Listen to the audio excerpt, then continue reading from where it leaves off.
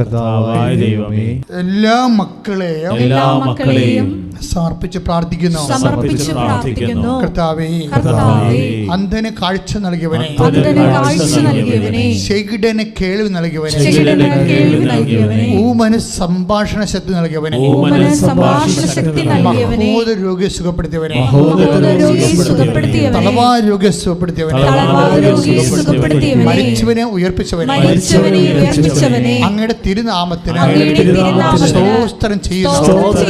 എന്റെ കർത്താവേ, ജീവിക്കുന്നതിനായ ദൈവമേ, ഞങ്ങൾക്ക് വേണ്ടി ക്രൂശിക്കപ്പെട്ടവനെ, ഞങ്ങൾക്ക് വേണ്ടി തിരുവിലാവിൽ മുറിവേറ്റവനെ, ഞങ്ങൾക്ക് വേണ്ടി മുൾക്കിടം ചൂടിയവനെ,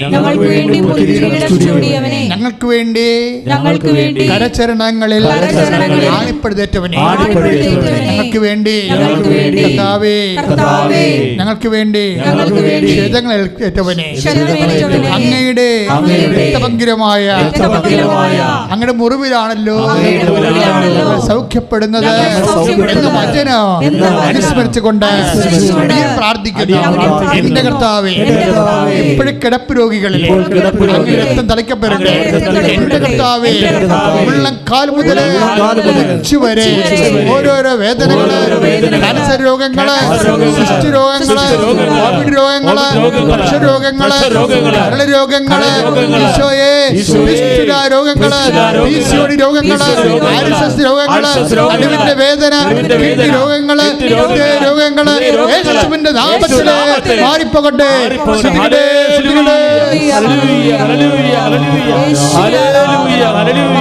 കർത്താവേ, സൗഖ്യങ്ങൾ നന്ദി പറയുന്നു. Hallelujah, hallelujah. ശുദ്ധ പരമ ദിവ്യകാരുണ്യത്തിന് എന്റെ കൂടെ ചേർന്ന് പ്രാർത്ഥിക്കുക. അഭിഷേകത്തിന് ഈ നിമിഷങ്ങളിലെ അമ്മമാതാവ് നമുക്ക് വേണ്ടി മധ്യസ്ഥം വഹിക്കുന്നു. ഈശോ കൈ ഉയർത്തിക്കൊണ്ട് നിന്റെ കുടുംബത്തിന്റെ മേലും നിന്റെ ജീവിതത്തിന്റെ മേലും വിദൂരങ്ങളായിരിക്കുന്ന നിന്റെ മക്കളുടെ മേലും ജീവിത പങ്കാളികളുടെ മേലും എല്ലാം കർത്താവിന്റെ അണിപ്രധാന അത്ഭുതകരങ്ങൾ ഉയർന്ന് ജ്വലിച്ചു നിൽക്കുന്ന സമയമാണ്. കർത്താവേ, നിന്റെ നാമത്തെ മഹത്വപ്പെടുത്തി പ്രാർത്ഥിക്കുന്നു.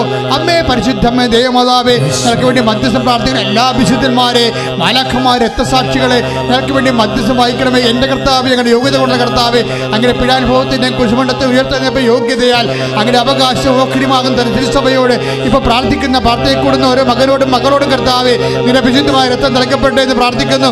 എൻ്റെ കർത്താവ്, ഉന്നതമായ നാമത്തിൽ സഭയുടെ അധികാരത്തിൽ കുറിച്ചിൻ്റെ അടയാളത്തിൽ ദൈവത്തിൻ്റെ ശക്തിയാൽ മാരക രോഗങ്ങൾ, തീരവേദികൾ, ജീവിത ദുരിതങ്ങൾ യേശുവിന്റെ നാമത്തിൽ മാറിപ്പോകട്ടെ. കർത്താവേ, വിവാഹം ഒത്തുവരാത്തവരെ, സ്ഥലം വിറ്റുമാറാത്തവരെ, കർത്താവ് കേസിലാക്കപ്പെട്ടിരിക്കുന്നവരെ, വിസ ഒത്തുവരാത്തവരെ, പഠനങ്ങൾ കർത്താവ് പുറകോട്ട് പോകുന്നവർ, പരീക്ഷ ജയിക്കാത്തവർ, റിസൾട്ട് മോശമായി വന്നിരിക്കുന്നവർ, റിസൾട്ട് പ്രതീക്ഷിക്കുന്നവർ, വിദേശത്ത് പോകാൻ വേണ്ടി കർത്താവ് വ്യത്യസ്തമായ കാര്യങ്ങളും ചെയ്തുകൊണ്ടിരിക്കുന്നവരുടെ മേൽ അവിടെ ദുരിതങ്ങൾ, തടസ്സങ്ങൾ യേശുവിന്റെ ഉന്നതമായ നാമത്തിൽ മാറിപ്പോകട്ടെ. കർത്താവായ ദൈവമേ, കർത്താവായ ദൈവമേ, വാദരോഗികള്, പേശി രോഗികള്, ഗർഭാശയത്തിലുള്ളവര്, തൈറോയ്ഡ് രോഗികള്, ക്യാൻസർ രോഗികള്, സ്പോണ്ടിലോസിസ് രോഗികള്, ഞരമ്പുകൾ ബ്ലോക്കുള്ളവര്, നടുവേദനക്കാര്, വെരിക്കോസിന് അസുഖമുള്ളവര്, യേശുവിന്റെ നാമത്തില് ഈ നിമിഷം പൂർണ്ണമായി വിടുതൽ പ്രാപിക്കട്ടെ. ശ്രുതികട്ടെ. ദൈവമേ, ഉടമ്പടി എടുത്തു പോയിരിക്കുന്നതാണ്. കർത്താവിന്റെ കരുണ ചൊരിയട്ടെ. ഉടമ്പടിയിലെ ഇനിയും നടക്കാത്ത വിഷയങ്ങളെ കർത്താവിന്റെ ഇടപെടലുണ്ടാകട്ടെ.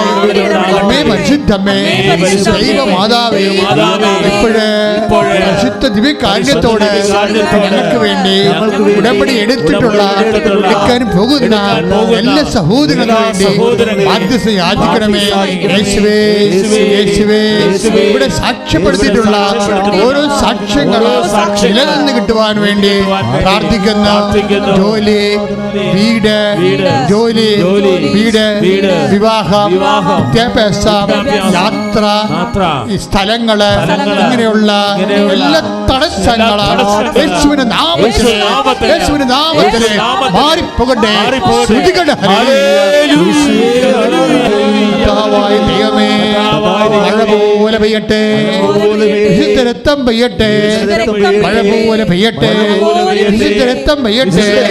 ശത്രുക്കള്, എല്ലാ തരത്തിലുള്ള ക്ഷുദ്ര കീടങ്ങള്, സ്ഥലങ്ങള്, പീഡിപ്പിപ്പ് സ്ഥലങ്ങള്, ദുഷ്ടശക്തികളിൽ നിന്ന് യേശുവിന്റെ നാമത്തില് ദുഷ്ടശക്തികളിൽ നിന്ന് സ്ഥലങ്ങള്, പീഡിപ്പിപ്പ് സ്ഥലങ്ങള്, തൊഴിൽ ശാലകള്, വ്യാപാര ശാലകള്, വ്യവസായ ശാലകള്, ദുഷ്ടശക്തികള്, ബന്ധനങ്ങളെ യേശുനാമത്തിൽ ഈ നിമിഷം അമ്മയുടെ മധ്യസ്ഥതനെ അഴിച്ചു മാർക്കട്ടെ.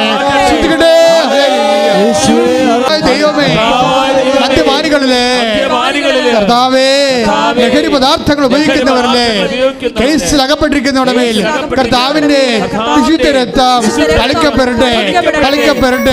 എന്റെ കർത്താവേ, വിറ്റുമാറാത്ത പുരയിടങ്ങള്, വിറ്റുമാറാത്ത സ്ഥലങ്ങള്, നടക്കാത്ത വിവാഹങ്ങള്, ഈശോയെ, അടിക്കടി ഉണ്ടാകുന്ന അബോർഷനുകള്, യേശുവേ, മക്കളില്ലാത്തവര്, യേശുവേ, അവരുടെ മേലെല്ലാം യേശുവിന്റെ ശക്തി പതിക്കട്ടെ. യേശുവിന്റെ നാമത്തില് എല്ലാ ദുരിതങ്ങളും അതാവിന്റെ മധ്യസ്ഥത്തില് മാറിപ്പോകട്ടെ, ശ്രദ്ധിക്കട്ടെ. കർത്താവായ ദൈവമേ, അസ്ഥി പൊടിയുന്നവര്, അസ്ഥി ഉരുക്കമുള്ളവര്, രക്തസ്രാവ രോഗികള്, അറിയാതെ മലമൂത്രം പോകുന്നവര്, ചെവിയുടെ പഴുപ്പ് വരുന്നവര്, മൂക്കൊലിപ്പുള്ളവര്, യേശുവിന്റെ നാമത്തിൽ അമ്മയുടെ മധ്യസ്ഥത്തില് ഈ നിമിഷം സൗഖ്യമാകട്ടെ. ശ്രദ്ധിക്കട്ടെ. പരിശുദ്ധ പരമ ദിവ്യകാരുണ്യത്തിന് എൻ്റെ പ്രിയപ്പെട്ടവരെ, ഈ ദിവസങ്ങളിൽ നമ്മൾ അപ്ലോഡ് ചെയ്തിരിക്കുന്ന സാക്ഷ്യങ്ങളിലെ എന്നെ നന്നായി എൻ്റെ ഹൃദയത്തെ സ്പർശിച്ച എല്ലാ സാക്ഷ്യങ്ങളും ലോകോത്തരമാണ്. പക്ഷേ ചില സാക്ഷ്യങ്ങൾക്ക് ഉടമ്പടിയുടെ അല്ലെങ്കിൽ ദൈവവിശ്വാസത്തിൻ്റെയൊക്കെ എക്സിക്യൂട്ടീവ് പവർ, അതിൻ്റെ മോഡ് ഓഫ് പ്രാന്തി എന്ന് പറയുന്ന അത് ചെയ്വനകളെ ചിലതിനെ ഉടമ്പടിയോട് വളരെയേറെ ചേർന്ന് നിൽക്കുന്നതാണ്. ചിലപ്പോൾ നമ്മൾ കേൾക്കുമ്പോൾ അത് സർക്കാസ്റ്റിക്കായിട്ട് നമുക്ക് തോന്നും, പക്ഷേ സാക്ഷ്യം ബിബ്ലിക്കലാണ്. ആ സാക്ഷ്യം മിലിൻഡ എന്ന് പറഞ്ഞ ചേച്ചി പറഞ്ഞ സാക്ഷിയാണ്. പല പ്രവിധാന ഇടവകയായിരുന്നു. അവരുടെ വിഷയം എന്ന് പറയുന്നത്, അവരുടെ മകൻ സ്പെയിനിലാണ്. അയാൾക്ക് നടക്കുമ്പോൾ ഭയങ്കര വിലക്ഷണമായ നടപ്പ്. എന്നുവെച്ചാൽ കാലിൽ ആണി രോഗമുള്ളത് കൊണ്ടാണ് അങ്ങനെ സംഭവിക്കുന്നത്. അപ്പോൾ അയാൾ പറഞ്ഞ 10 ആണിയുണ്ടെന്ന് പറഞ്ഞു. 10 ആണി കാലിലുണ്ട്. അപ്പോൾ അത് എന്നിട്ട് ഉടനെ അമ്മയോട് ഫോൺ ചെയ്യണം, ഇങ്ങനെയാണ്, എനിക്ക് എൻ്റെ നടപ്പിൻ്റെ സ്റ്റൈല് തന്നെ മാറി അമ്മേ, ഭയങ്കര കൊടിയ വേദനയുമാണ്. അപ്പോൾ നന്നായിട്ടൊക്കെ നടന്നു പോകുന്നവരിങ്ങനെ വികലാംഗരെ പോലും നടക്കുമ്പോൾ നന്നായി നടന്നു പോകുന്നവർക്ക് പരിചരിച്ചവർക്ക് അത് ഭയങ്കരമായ ഭാരമാണ്. പക്ഷേ ആണി രോഗത്തിന് എന്താ പ്രത്യേക മരുന്നെന്നും ആർക്കും അറിയത്തില്ല. ഉണ്ടാകാം, ചില സമയത്ത് ചൂഴ്ന്നൊക്കെ കളയാൻ കാണാം. പലതരത്തിലുള്ള ആൾക്കാർ നാട്ടുക്രിയകളൊക്കെ ചെയ്യണ കാണാം. ഇതിന്മേ ചിലർ മോഡേൺ മെഡിസിൻ ഉപയോഗിക്കും. എന്നാൽ ഇതിൻ്റെ ലാഗിങ് ഭയങ്കരമാണ്. ഇതിൻ്റെ വേദന എന്ന് വെച്ചാൽ നമുക്ക് കാല് കുത്താൻ പറ്റത്തില്ല. അപ്പോൾ ഇതൊരു ഭയങ്കര ഡെഡ് എൻഡിൽ എന്ത് ചെയ്യണമെന്ന് അവനെ അറിയത്തില്ല. പക്ഷേ എന്താ പ്രശ്നം വെച്ചാൽ എന്ത് ചെയ്യണമെന്ന് പക്ഷേ ദൈവത്തിന് അറിയാം. ഇതിൻ്റെ അകത്തെല്ലാം വിഷയം ഇതാണ്. ഞാനത് അതായത് ഇപ്പം ഇടയ്ക്കച്ചൻ പറയാറുള്ള വചനമാണ്, എന്ത് ചെയ്യണമെന്ന് അവന് നേരത്തെ അറിയാമായിരുന്നു. നമ്മളെപ്പോഴും ഉടമ്പടിയിൽ എടുക്കുന്നൊരു വചനമാണ്. ഇപ്പം ഞാൻ എൻ്റെ നാവിൽ വന്നതുകൊണ്ട് ഷെയർ ചെയ്തതാണ്. യോഹന്നാൻ്റെ സുവിശേഷത്തിലാണ് 6-ാം അധ്യായത്തിൻ്റെ 6-ാമത്തെ വാക്യം. പക്ഷേ അതൊരു മദർ വേർഡാണ്. മദർ വേർഡ് എന്ന് പറഞ്ഞാൽ എന്താ? ബൈബിളിൽ ഒരു വേർഡിൽ നിന്ന് ഒത്തിരിയേറെ വചനങ്ങൾ ഇങ്ങനെ ഗീവ് ബർത്ത് ചെയ്യുന്ന വാക്കുകളുണ്ട്. അതായത് ലോകസ്ഥാപനം മുമ്പ് മുതൽ നിഗൂഢമായിരുന്നതെല്ലാം അവൻ വെളിപ്പെടുത്തിയെന്ന് പറയുന്ന പോലെ ഒക്കൾട്ട് വാക്കുകളുണ്ട്, ഗൂഢവചനങ്ങൾ ബൈബിളിൽ. വെളിപാടില്ലാതെ പറയാൻ പറ്റത്തില്ല. പഠിച്ചത് കൊണ്ടോ സർക്കംസ്റ്റൻസ് നോക്കിയത് കൊണ്ടോ അതിൻ്റെ സിസ്റ്റം ലെവൽ പഠിച്ചത് കൊണ്ടോ ബൈബിളിൻ്റെ സംസ്കാരമോ ലാൻഡ് ഹിസ്റ്ററിയോ ചെയ്ത കാലത്ത് ലിറ്റററി ഫോമോ ഒന്നും പഠിച്ചാൽ ചില വചനങ്ങൾ പറയാൻ പറ്റത്തില്ല. നമുക്ക് അഭ്യൂഹങ്ങൾ ഹൈപ്പോത്തസിസ് ഉണ്ടാക്കാൻ പറ്റും. ആ വചനത്തെക്കുറിച്ച് ഇന്നതായിരിക്കാം ഉദ്ദേശിച്ചത് എന്ന് വേണമെങ്കിൽ പറയാം. പക്ഷേ ഇന്നതായിരിക്കാം ഉദ്ദേശിച്ചതെന്ന് പറയണത് ഇന്നതായിരിക്കാമെന്ന് വെച്ചാൽ ആരുദ്ദേശിച്ചതാണ്? എഴുത്തുകാരൻ ഉദ്ദേശിച്ചതെന്നാണ് ഇവർ പറയണത്. ലിറ്റററി ഫോം പഠിക്കുന്നവർ, ടെക്സ്റ്റുവൽ ക്രിറ്റിസിസം ഒക്കെ പഠിക്കുന്നവർ എഴുത്തുകാരൻ ഇങ്ങനെയായിരിക്കാം ഉദ്ദേശിച്ചിട്ടുള്ളത്. പക്ഷേ എഴുത്തുകാരൻ ആരാണ്? സെൻറ്റ് ജോണാണ് എഴുത്തുകാരൻ, സെൻറ്റ് മാത്യു ആണ് എഴുത്തുകാരൻ പരിശുദ്ധാത്മാവാണ്. പരിശുദ്ധാത്മാവ് എന്താ ഉദ്ദേശിച്ചതെന്നുള്ളത് ഈ ലാൻഡ് ഹിസ്റ്ററി പഠിച്ചാൽ, സിക്സ് ലെവൻ പഠിച്ചാൽ, ഫോം ക്രിറ്റിസിസം പഠിച്ചാൽ, ടെക്സ്റ്റൽ ക്രിറ്റിസിസം പഠിച്ചാൽ പറയാൻ പറ്റത്തില്ല. അവിടെയാണ് ഈ പ്രശ്നം വരണത്. എന്താണ് ദൈവം ഉദ്ദേശിച്ചത്? ചില കാര്യങ്ങൾ ദൈവം ഉദ്ദേശിക്കണത് നമുക്ക് പരിശുദ്ധാത്മാവിൻ്റെ വെളിപ്പാടില്ലാതെ പറയാൻ പറ്റത്തില്ലെന്നാണ് കർത്താവിൻ്റെ വചനത്തിൽ രേഖപ്പെടുത്തിയിരിക്കുന്നത്. അതുകൊണ്ട് ഇത് വെളിപാട് ഒരു പ്രധാനപ്പെട്ട വിഷയമാണ്. ഇപ്പോൾ നമ്മളെ സംബന്ധിച്ചിടത്തോളം അൾട്ടിമേറ്റ് വെളിപാടിൻ്റെ കാലം അപ്പോസ്തല കാലത്തോടു കൂടി ക്ലോസ് ചെയ്തു. പക്ഷേ ഇപ്പോഴും സ്വകാര്യ വെളിപാടുകൾ ഉണ്ടാകുന്നുണ്ട്. സ്വകാര്യ വെളിപാടുകൾ ഇല്ലെങ്കിൽ ക്രിസ്തീയ ജീവിതം മുന്നോട്ട് പോകാൻ, ക്രിസ്തീയ ജീവിതം എന്നാണ് ഞാൻ ഉദ്ദേശിച്ചത്, അല്ലാതെ മനുഷ്യജീവിതമല്ല. സ്വകാര്യ വെളിപാടില്ലെങ്കിൽ ക്രിസ്തീയ ജീവിതം മുന്നോട്ട് പോകാൻ, അത് ജീവിതം മുന്നോട്ട് പോകും, പക്ഷേ ക്രിസ്ത്യമായിരിക്കണമെന്ന് നിർബന്ധമില്ല. എന്താ കാര്യം എന്ന് വെച്ച് കഴിഞ്ഞാൽ, ഇപ്പോഴീ അമ്മ ചേച്ചി തന്നെ മെലിങ്ട എന്താ ചെയ്തത്? അവർക്കൊരു വെളിപാടുണ്ടായി. അതൊരു വെളിപാടാണ്. എന്നുവെച്ചാൽ ദൈവം അവരുടെ മനസ്സിൽ തോന്നിപ്പിക്കുന്ന വിശുദ്ധമായ തോന്നലേ. അങ്ങനെ വിശുദ്ധമായ തോന്നൽ ഉണ്ടാകണമെന്നുണ്ടെങ്കിൽ നമ്മൾ എക്വിപ്ഡ് ആയിരിക്കണം. പരിശുദ്ധാത്മാവുമായിട്ട് ഓൺലൈനായിരിക്കണം. അല്ല ഫയർ എഞ്ചിൻ സ്പിരിച്വാലിറ്റി കൊണ്ട് പറ്റത്തില്ല. ഫയർ എഞ്ചിൻ സ്പിരിച്വാലിറ്റി എന്ന് പറയുന്നത് എന്താണ്? പെരക്കൃതി പിടിക്കുമ്പോൾ മാത്രം ഫയർ എഞ്ചിനെ വിളിക്കും, അതിൻ്റെ നമ്പർ നോക്കിയെടുക്കും. ഇപ്പോൾ എന്തെങ്കിലും ഇഷ്യൂ ഉണ്ടെങ്കിൽ മാത്രം ദൈവത്തെ വിളിക്കുന്ന ഒരു വിശ്വാസ രീതികളുണ്ട്. ഉടമ്പടി ഈ അവസ്ഥയിൽ നിന്നാണ് 10,000 കറക്റ്റ് ക്രിസ്ത്യ ജീവിതത്തിലേക്ക് കൊണ്ടുവന്നിരിക്കുന്നത്. അപ്പം അങ്ങനെ ഈ ചേച്ചിക്ക് എന്ത് ചെയ്യണമെന്നറിയാം. എന്താ കാര്യം? ഈശോയ്ക്ക് എന്ത് ചെയ്യണമെന്നറിയാം. അതാണ് വിഷയം. ഇപ്പം യോഹന്നാൻ 6:6 എഴുതിയിരിക്കുന്നത് എന്താണ്? നേരം വൈകി ഗ്രാമങ്ങളിൽ പോയി ഭക്ഷണം മേടിക്കാൻ അവരെ പറഞ്ഞേക്കാൻ. അപ്പോൾ ഈശോ പറഞ്ഞു നിങ്ങൾ തന്നെ ഭക്ഷണം കൊടുക്കാൻ പറയും. അപ്പോൾ ഈ നിങ്ങൾ തന്നെ കൊടുക്കാൻ പറയത്തില്ലേ, അതിലാണ് ഈ വിശ്വാസി ജീവിക്കണത്.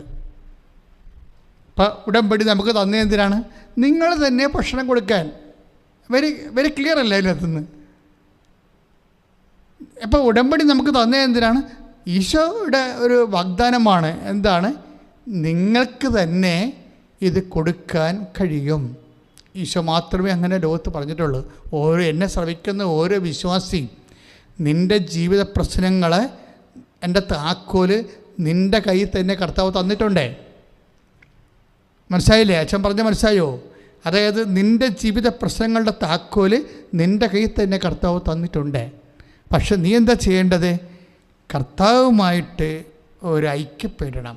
ഇപ്പം യേശുക്രിസ്തുവിനോടുകൂടി ഐക്യപ്പെട്ടവൻ അവനോടുകൂടി ഏക ആത്മാവായി തീരുന്നു.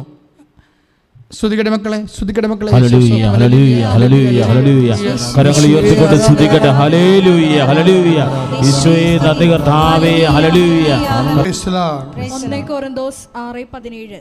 1 കൊരിന്തോസ് 6:17. കർത്താവുമായി സംയോജിക്കുന്നവൻ അവിടുത്തോട് ഏക ആത്മാവായി തീരുന്നു. അവിടുത്തോടുകൂടെ ഏക ആത്മാവായി തീരുന്നു. ഒന്നിനെ പറഞ്ഞേ. കർത്താവുമായി സംയോജിക്കുന്നവൻ അവിടുത്തോടുകൂടെ ഏക ആത്മാവായി തീരുന്നു. ഇതിൻ്റെ ഫലം എന്താണെന്ന് അറിയാവോ? ഇപ്പോൾ 1 കൊരിന്തോസ് 6:17 ഈ വചനമുള്ളത് അല്ലേ?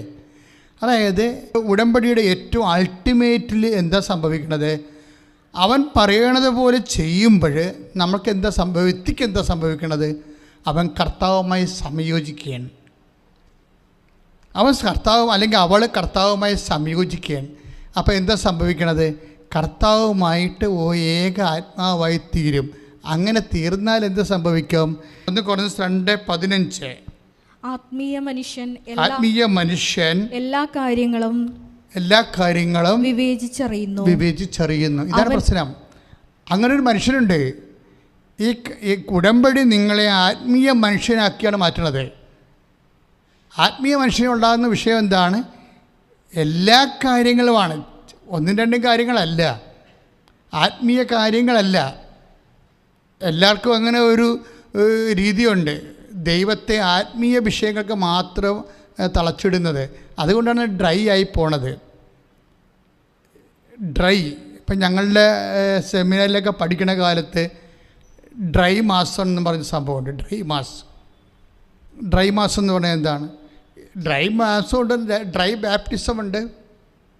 എന്നുവെച്ചാൽ ഫിസിക്കലായിട്ടുള്ള കുർബാന ആയിരിക്കത്തില്ല, അത് നമ്മൾ കുർബാന ചൊല്ലി പഠിപ്പിക്കുകയായിരിക്കും. നമ്മളെ കാസായും പീലാസും ഒക്കെ എടുത്ത് പ്രാർത്ഥനയൊക്കെ ചൊല്ലി അത് പഠിപ്പിക്കുകയായിരിക്കും. അവിടെ ആക്ഷനും അതുപോലെ തന്നെ മാസിൻ്റെ കർത്താവിൻ്റെ കുർബാനയിലേക്കുള്ള തിരുവപ്പത്തിലേക്കുള്ള അഭിഷേക പ്രാർത്ഥന അങ്ങനെയൊന്നുമില്ല. അതൊക്കെ ചൊല്ലിക്കഴിഞ്ഞാൽ പിന്നെ പെസകാവും, കറക്റ്റ് മാസമായി പോകും. അപ്പോൾ ദൈവികമായ ശക്തി, കർത്താവിൻ്റെ തിരുശരീരം, ദൈവസാന്നിധ്യം, ദൈവകൃപാന എല്ലാം സമർപ്പിക്കും. പക്ഷേ ഇത് ചൊല്ലി പഠിപ്പിക്കുന്ന രീതിക്കാണ് ഡ്രൈ മാസം എന്ന് പറയുന്നത്. അതുപോലെ തന്നെ ഒരു കൊച്ചിന് ജ്ഞാനസ്ഥാനം കൊടുക്കുന്നത് ഡ്രൈ സാക്രമെൻറ്റ് ബാപ്റ്റിസം. എന്താ? ഒരു പാവ എടുത്തിട്ട് അതിന് ജ്ഞാനസ്ഥാനം കൊടുക്കണ കാണിക്കും. ഒരു കുഞ്ഞിനെ ജ്ഞാനസ്ഥാനപ്പെടുത്തേണ്ട രീതിയിൽ എവിടെയാണ് നെഞ്ചിൽ കുരിശ് വരക്കേണ്ടത്, എപ്പോഴാണ് നെറ്റിയിൽ കുരിശ് വരക്കേണ്ടത്, എപ്പോഴാണ് എന്നൊക്കെ പ്രാർത്ഥന ചെല്ലുമ്പോൾ ഇത് ഡ്രൈ ബാപ്റ്റിസമാണ്. നമ്മളുടേത് ചില സമയത്ത് ഞാൻ ഓർക്കുവേ. അതുകൊണ്ട് ഞാൻ എപ്പോഴും നിർബന്ധമുണ്ട്, ദൈവം നമ്മൾ സൂക്ഷിച്ചില്ലെങ്കിൽ നമ്മൾ അർപ്പിക്കുന്ന മാസ് ഡ്രൈ മാസമായി പോകും. വെറുതെ ആ മാസിൻ്റെ രീതികളിൽ അങ്ങോട്ട് മാസിൻ്റെ ചേരുവകളുണ്ടായാൽ മതിയല്ലോ. അതിപ്പോൾ ഒരു ഓർമ്മയുണ്ടെങ്കിൽ ചെയ്തൊക്കെ വെക്കാൻ പറ്റും, പക്ഷെ മനസ്സുണ്ടാകണം അവിടെ. അപ്പോഴാണ് ഡ്രൈ മാസം യഥാർത്ഥത്തിലുള്ള സാക്രമെൻറ്റ് ഓഫ് ക്രിസ്റ്റിക് സാക്രമെൻ്റായിട്ട് മാറണതിൻ്റെ വ്യത്യാസവും നമ്മുടെ മനസാന്നിധ്യമാണ്. അപ്പോൾ ഇതുപോലെ തന്നെ നമ്മുടെ ക്രിസ്ത്യൻ ലൈഫും ഡ്രൈ ക്രിസ്ത്യനാവും. ക്രിസ്ത്യൻ ലൈഫ് എന്ന് വെച്ച് കഴിഞ്ഞാൽ നമ്മളങ്ങനെ ജീവിച്ചു പോകും, കുർബാനയും കുടുംബ പ്രാർത്ഥനയൊക്കെ അടക്കം ജീവിച്ചു പോകും. അപ്പം പക്ഷേ അതായത് കർത്താവുമായിട്ട് ഒരു ആത്മീയ മനുഷ്യനായി മാറത്തില്ല. എന്താ നമ്മൾ വായിച്ചത്? അതായത് കർത്താവുമായി സംയോജിക്കുന്നവൻ എന്ന് പറഞ്ഞ് കർത്താവുമായി സംയോജിക്കുന്നവൻ അവനോടുകൂടെ ഏക ആത്മാവായി തീരുന്നു. അങ്ങനെ സംഭവിക്കുമ്പോൾ അവനോടുകൂടി ഏകാത്മാവായി തീരുമ്പോൾ ഉണ്ടാകുന്ന ഇഫക്റ്റ് എന്താണ്? അതാണ് നമ്മുടെ 1 കൊറിന്ത്യൻസിൻ്റെ 2:15 ആത്മീയ മനുഷ്യൻ ഏറ്റു പറഞ്ഞ് എല്ലാ കാര്യങ്ങളും വിവേചിച്ചറിയുന്നു. അപ്പം നമ്മൾ ഉടമ്പടി വെച്ചിരിക്കുന്ന മുഴുവൻ കാര്യങ്ങളെക്കുറിച്ചുള്ള വിവേചനം കിട്ടും നമുക്ക്. എല്ലാ കാര്യങ്ങളുമാണ്, അല്ലാതെ ആത്മീയ കാര്യങ്ങൾ മാത്രമല്ല. കർത്താവിൻ്റെ വചനം വളരെ ശ്രദ്ധയോടുകൂടി വായിക്കേണ്ടതാണ്. ആത്മീയ മനുഷ്യൻ എല്ലാ കാര്യങ്ങളും വിവേചിച്ചറിയുന്നു. എന്തൊക്കെയാണ് അറിയണത്? വായിച്ചോളൂ. അവനെ വിധിക്കുവാൻ ആർക്കും സാധിക്കുകയില്ല. അപ്പം ഇങ്ങനെ ഒരു അവരെ വിവേചിച്ചറിയണെ സംബന്ധിച്ചിടത്തോളം അവനെ വിധിക്കാൻ പറ്റത്തില്ല. ഇതിന് മണ്ടത്തരമാണ്, അങ്ങനെയൊന്നും പറയാൻ പറ്റത്തില്ല. ദൈവനിന്ദയായിട്ട് വരും അവസാനം. അവനെ വിധിക്കുവാൻ ആർക്കും സാധിക്കുകയില്ല. കർത്താവിനെ പഠിപ്പിക്കുവാൻ തക്കവിധം അവിടുത്തെ മനസ്സ് അറിഞ്ഞവൻ ആരുണ്ട്? ഏറ്റവും അവസാനത്തെ വരിയാണ്, ഞങ്ങളാകട്ടെ യേശുക്രിസ്തുവിൻ്റെ മനസ്സറിയുന്നു. Praise the Lord. ഇതൊരു വല്ലാത്ത വചനമാണ്. അതായത് ഈ വചനം ലിങ്ക് ചെയ്യേണ്ടത് അച്ഛൻ മുമ്പ് പറഞ്ഞ 2 കൊറിന്ത്യൻസിൻ്റെ 1 കൊറിന്ത്യൻസ് 6:17 എന്താണ്? കർത്താവുമായി സംയോജിക്കുന്നവൻ അവനോടുകൂടി ഏകാത്മാവായി തീരുന്നു. അതിൻ്റെ നെറ്റ് ഇഫക്റ്റ് എന്താണ്? കർത്താവിൻ്റെ മനസ്സറിഞ്ഞവൻ ആരുണ്ട്? അപ്പം അതിൻ്റെ ഏകാത്മാവായി തീരുമ്പോൾ നമുക്ക് സംഭവിക്കണത് എന്താണ്? ഞങ്ങൾ ആവട്ടെ ക്രിസ്തുവിൻ്റെ മനസ്സറിയുന്നു. അപ്പം ക്രിസ്തുവിൻ്റെ മനസ്സ് ഈ വിഷയത്തിൽ അറിയുന്നതാണ് വചനത്തിൽ. ഓരോ വചനത്തിനും ക്രിസ്തുവിൻ്റെ മനസ്സുണ്ട്, അതറിയണം. അപ്പോഴാണ് നമ്മൾ ആത്മീയ മനുഷ്യനാണെന്നതിൻ്റെ ഒരു അടയാളം അതാണ്. പിന്നെ കൂടാതെ എന്താണ്? ഈ യോഹന്നാൻ 6:6 ഉണ്ട്. അതെന്താണ്? ക്രിസ്തുവിൻ്റെ മനസ്സാണ്. ഒരു വിഷയമുണ്ടായപ്പോൾ നിങ്ങൾ തന്നെ അതിനെ കൈകാര്യം ചെയ്യൂ. കർത്താവിൻ്റെ ഒരു നിലപാടിൻ്റെ ഭാഗമാണത്. കർത്താവിൻ്റെ നിലപാടിൻ്റെ ഭാഗമാണ്. നിങ്ങൾ തന്നെ അതിനെ അവർക്ക് കൊടുക്കുക. അത് ഈശോയുടെ ഒരു വചനമാണ്, ഈശോയുടെ നിലപാടാണ്. അതായത് നിങ്ങൾ തന്നെ നിങ്ങളുടെ കടല് നീന്തി അക്കരെ കടക്കണം, ഞാൻ നിങ്ങളുടെ കൂടെ ശബ്ദത്തിലൂടെ സമാന്തരമായി സഞ്ചരിക്കും. ഇത് തമ്മിൽ ഭയങ്കര ബന്ധമുള്ള വചനങ്ങളാണ്. അതായത് 6 യോഹന്നാൻ 6:21 അവനെ വള്ളത്തിൽ കയറ്റുവാൻ അവർ ആഗ്രഹിച്ചു, അത്രയേ ഉള്ളൂ, വള്ളത്തിൽ കയറ്റിയില്ല. യോഹന്നാൻ 6:21 എന്താണ്? അവനെ വള്ളത്തിൽ കയറ്റി പറഞ്ഞ അവനെ വള്ളത്തിൽ കയറ്റുവാൻ അവരാഗ്രഹിച്ചു. പെട്ടെന്ന് വള്ളം അവർ ലക്ഷ്യം വെച്ചിരുന്ന കരക്കടുത്തു. എന്ന് വെച്ചാൽ എന്താ അർത്ഥം? അവർ തന്നെ തുഴഞ്ഞ് കർത്താവ് വള്ളത്തെ കയറാതെ സമാന്തരമായി കടലിന് സമാന്തരമായി വള്ളത്തിന് സമാന്തരമായി സഞ്ചരിച്ചുകൊണ്ട് ഇതൊരു ഭയങ്കര ട്രെയിനിങ്ങാണ്. ഇപ്പം നമ്മൾ കോച്ചൊക്കെ ചെയ്യണ പോലെയുള്ള പരിപാടിയാണ്. ആ ഓട്ടക്കാരായാലും ശരി അതിൻ്റെ കൂടെ ഓടി കൊടുക്കും, ചിലപ്പോൾ സ്റ്റെപ്പ് പറഞ്ഞു കൊടുക്കും, അങ്ങനെയൊക്കെ ഉള്ളൂ. അപ്പോൾ അങ്ങനെ ഓരോ ട്രെയിനിങ്ങിൻ്റെ, അതായത് ഈശോ ഉദ്ദേശിക്കണ ഇതാണ്, നമ്മൾ തന്നെ ആ വിഷയത്തിന് പരിഹാരം കാണാൻ നമ്മുടെ കയ്യിൽ തന്നെ ദൈവം ശക്തി നിക്ഷേപിച്ചിട്ടുണ്ട്. അല്ല എന്നും കർത്താവിൻ്റെ അടുത്ത് വന്നിങ്ങനെ ധർമ്മക്കാരൻ നിൽക്കുന്ന പോലെ നിൽക്കേണ്ട രീതി. അവർ ക്രിസ്ത്യനല്ല, ശരിക്കും പറഞ്ഞാൽ ധർമ്മക്കാരാണ്, വിശ്വാസി. അതായത് ഈശോ ഉദ്ദേശിക്കുന്നത് നമ്മളിലെ കർത്താവിൻ്റെ വചനത്തിൽ ആശ്രയിച്ചുകൊണ്ട് നമ്മൾക്ക് ഏൽപ്പിച്ച ജോലി പൂർത്തിയാക്കും. ഇതാണ് എൻ്റെ അകത്ത് വരുന്നൊരു വിഷയം. ഞാൻ ഇങ്ങനെ പറയണത് കാര്യം, ഇപ്പം നമ്മൾ 6:6 കണ്ടത് എന്താണ്? ഒരു പ്രശ്നമുണ്ടായി. എന്ത് പറ്റി? നേരം വൈകി. രണ്ടാമത്തെ വിഷയം എന്താണ്? ജനങ്ങളെ പറഞ്ഞയക്കണം. എന്തിനാണ്? അപ്പം വാങ്ങിക്കണം. ഇതാണ് വിഷയം. അപ്പോൾ ഈശോ എന്നാ മറുപടി പറയണത്? നിങ്ങൾ തന്നെ അവർക്ക് ഭക്ഷണം കൊടുക്കുവിൻ. അപ്പം നമ്മൾ നോക്കുമ്പോൾ അപ്പോസ്തലന്മാർ വാ വിളിച്ചു പോയി, ഞങ്ങൾക്ക് അതിനുള്ള യാതൊരു കപ്പാസിറ്റി ഇല്ലെന്നാണ് പറഞ്ഞത്. അതായത് ആ ഉള്ള കപ്പാസിറ്റിയിൽ കർത്താവിൽ ആശ്രയിച്ചിരുന്നെങ്കിലേ കർത്താവിൻ്റെ അടുത്ത് കൊണ്ടുവരാതെ തന്നെ അപ്പം വർദ്ധിപ്പിച്ച് പോയരാം. അതാണ് വിഷയം. കർത്താവിൻ്റെ കൈ കൊണ്ടുവന്ന് കർത്താവ് ആശ്രയിച്ച് അതിനെ കൊടുക്കാൻ എക്കാലത്തും കർത്താവിന് പറ്റുമോ? കർത്താവ് മരിച്ചുയർത്തെഴുന്നേറ്റ് പിതാവിൻ്റെ വലതു ഭാഗത്തിരിക്കുന്ന കാലത്ത് ഓരോ കുടുംബത്തിലും അപ്പമില്ലാതെ വരുമ്പോഴും ആഹാരം ഇല്ലാതെ വരുമ്പോഴൊക്കെ അവിടെ പ്രത്യക്ഷപ്പെട്ടിട്ട് ആ കൊട്ട എടുത്തിട്ട് അല്ലെങ്കിൽ ചോറും ചോറ്റും കലവും എടുത്തിട്ട് വെച്ച് ആസ്വദിക്കാൻ പറ്റുമോ? ഇല്ല. അതുകൊണ്ട് കർത്താവ് നിങ്ങൾക്ക് തന്നെ ഇതിനുള്ള കൃപയുണ്ട്, കഴിവുണ്ട്. ആ കഴിവ് നിങ്ങൾ ദൈവത്തിൽ ആശ്രയിക്കാനുള്ള കഴിവ് നിങ്ങൾ വർദ്ധിപ്പിച്ചെടുക്കണം. ഇതിനാണ് ഈ ആത്മീയ മനുഷ്യനെന്ന് പറയണത്. എങ്ങനെയാണ്? കർത്താവുമായി സംയോജിക്കുന്നവൻ. കർത്താവുമായി സംയോജിച്ചുകൊണ്ടാണ് നമ്മൾ ചെയ്യണത്.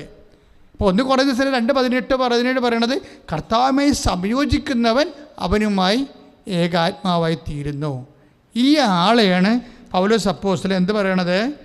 ആത്മീയ മനുഷ്യൻ എന്ന് പറയണത്. എന്താണ് ആത്മീയ മനുഷ്യൻ? 1 കൊരിന്ത്യർ 2:15 ആത്മീയ മനുഷ്യൻ എല്ലാ കാര്യങ്ങളും വിവേചിച്ചറിയുന്നു. അവനെ വിധിക്കാൻ ആർക്കും സാധിക്കുകയില്ല.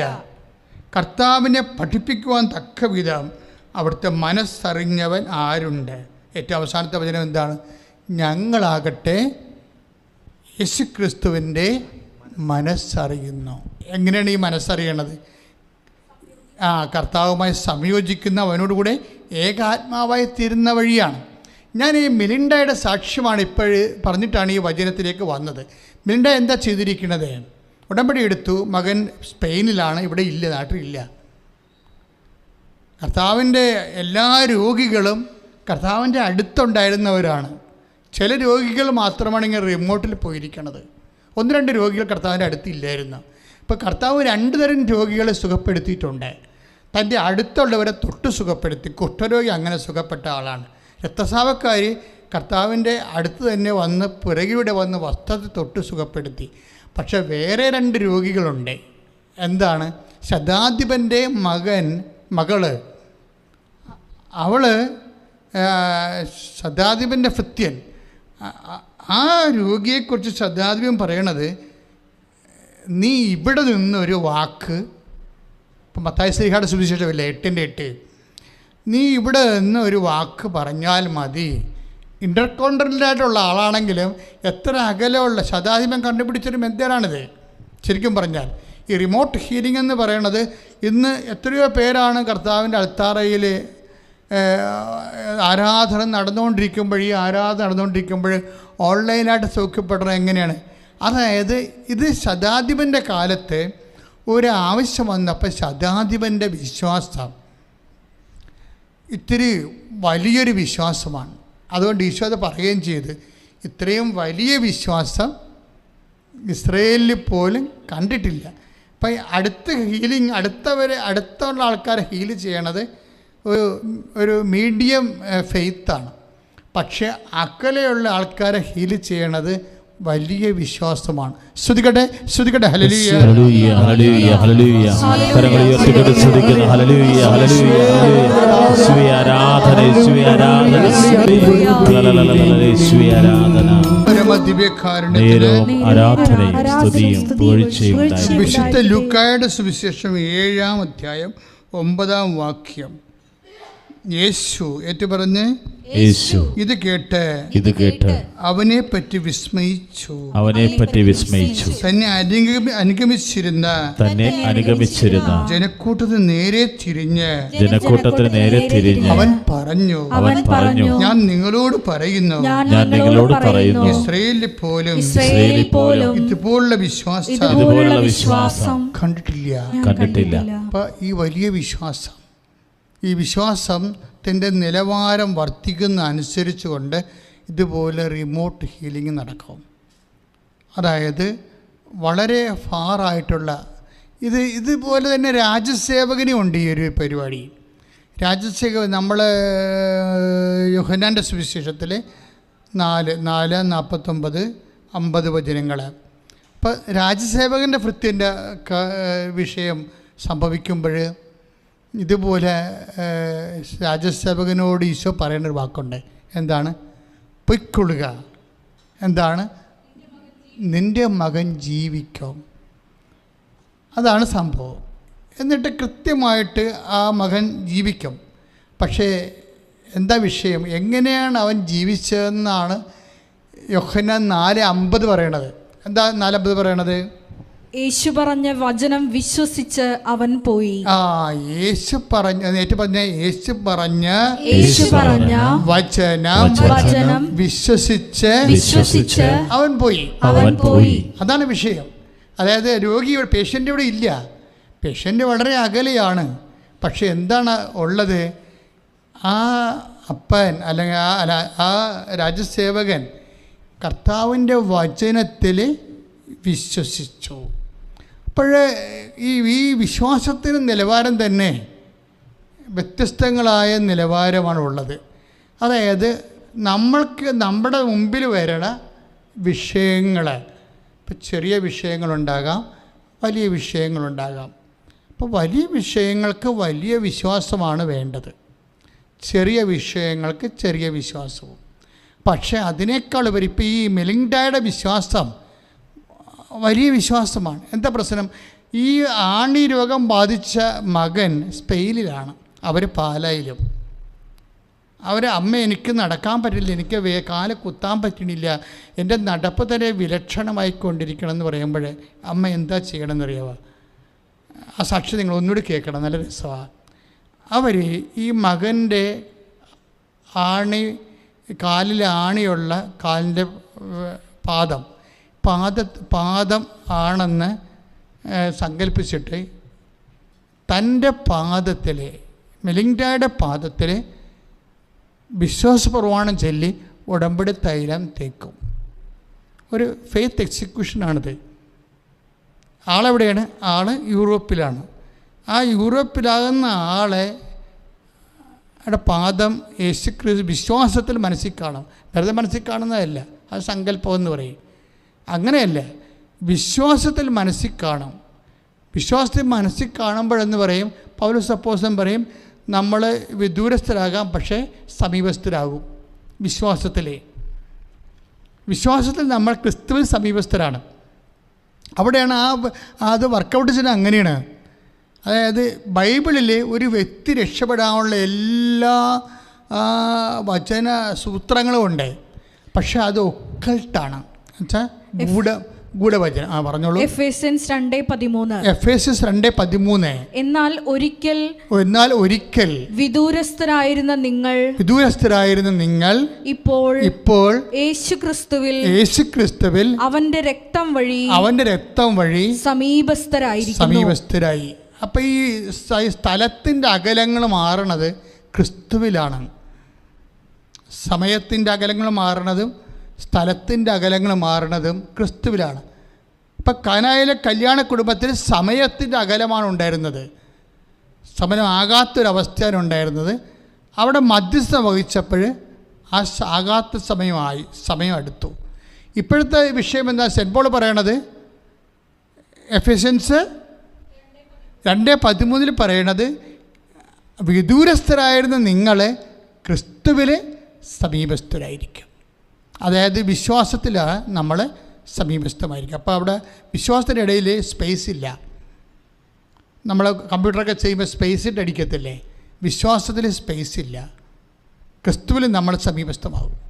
ഇപ്പോൾ എത്രയോ പേരാണ് നമ്മുടേത് വ്യത്യസ്തങ്ങളായ കാലത്ത് നമ്മളുടെ എല്ലാവരും പകുതി എനിക്കറിയാവുന്ന ഒരു 30% വിശ്വാസികൾ വ്യത്യസ്തങ്ങളായ രാജ്യങ്ങളിലാണ് ഇപ്പോഴും. അപ്പം നമ്മളവർക്ക് അവർ നമ്മളെ കാണാൻ പറയാത്ത നമ്മൾ സ്കൈപ്പിൽ എന്ന് പറയണത് ക്രിസ്തുവിലല്ല, അത് സ്കൈപ്പിലാണ്. ആ സമീപസ്ഥം എന്ന് പറയുമ്പോൾ നിൽക്കണപ്പിൽ അത് മാഞ്ഞു പോവുകയും ചെയ്യും. ഇപ്പോൾ സ്കൈപ്പിൽ കാണുന്നു, നിങ്ങൾ വീഡിയോ കോൾ നടത്തുന്നൊക്കെ പറയുന്നില്ലേ, അത് ആ നിൽക്കണപ്പിൽ അത് മാഞ്ഞു നെറ്റ് പോകുമ്പോൾ അത് പോവുകയും ചെയ്യും. അല്ലെങ്കിൽ നമുക്ക് വേണ്ടത് നമുക്ക് വെക്കും. പക്ഷേ അങ്ങനെയല്ല. 24 hours നമുക്ക് സമീപസ്ഥമായിരിക്കണം വിശ്വാസത്തിലാണ്. ക്രിസ്തുവിൽ വിശ്വാസം ഉണ്ടെങ്കിൽ നിൻ്റെ മകൻ ഏത് രാജ്യത്ത് ജീവിച്ചാലും, നിൻ്റെ മകൾ, നിൻ്റെ ഭർത്താവ്, നിൻ്റെ കുഞ്ഞുങ്ങൾ അവർ ഏത് രാജ്യത്ത് ജീവിച്ചാലും നിൻ്റെ വീട്ടിൽ തന്നെ താമസിക്കണ പോലെയാണ്. കാര്യം എന്താണ്? നീയും അവനും. അത് നിൻ്റെ വിശ്വാസത്തിൽ നീ നിൻ്റെ വ്യക്തികൾ, നിൻ്റെ ബന്ധുക്കൾ, സ്വന്തപ്പെട്ടവർ നിൻ്റെ സമീപത്താണ്. ആ ഒരു ബോധം, അതൊരു ബോധമാണ്. ഞാൻ ഇടയ്ക്ക് പറയും, നമ്മളുടെ വിശ്വാസം എന്ന് പറയണത് ഒരു ബോധമാണെന്ന് പറയും, അല്ലേ? ഒരു ബോധമാണ്, അറിവാണ്. ഈ നിത്യത എന്ന് പറയണത് എന്താണ്? സ്വർഗമെന്ന് പറഞ്ഞാൽ എന്താണ്? ഒരു ബോധമാണ്.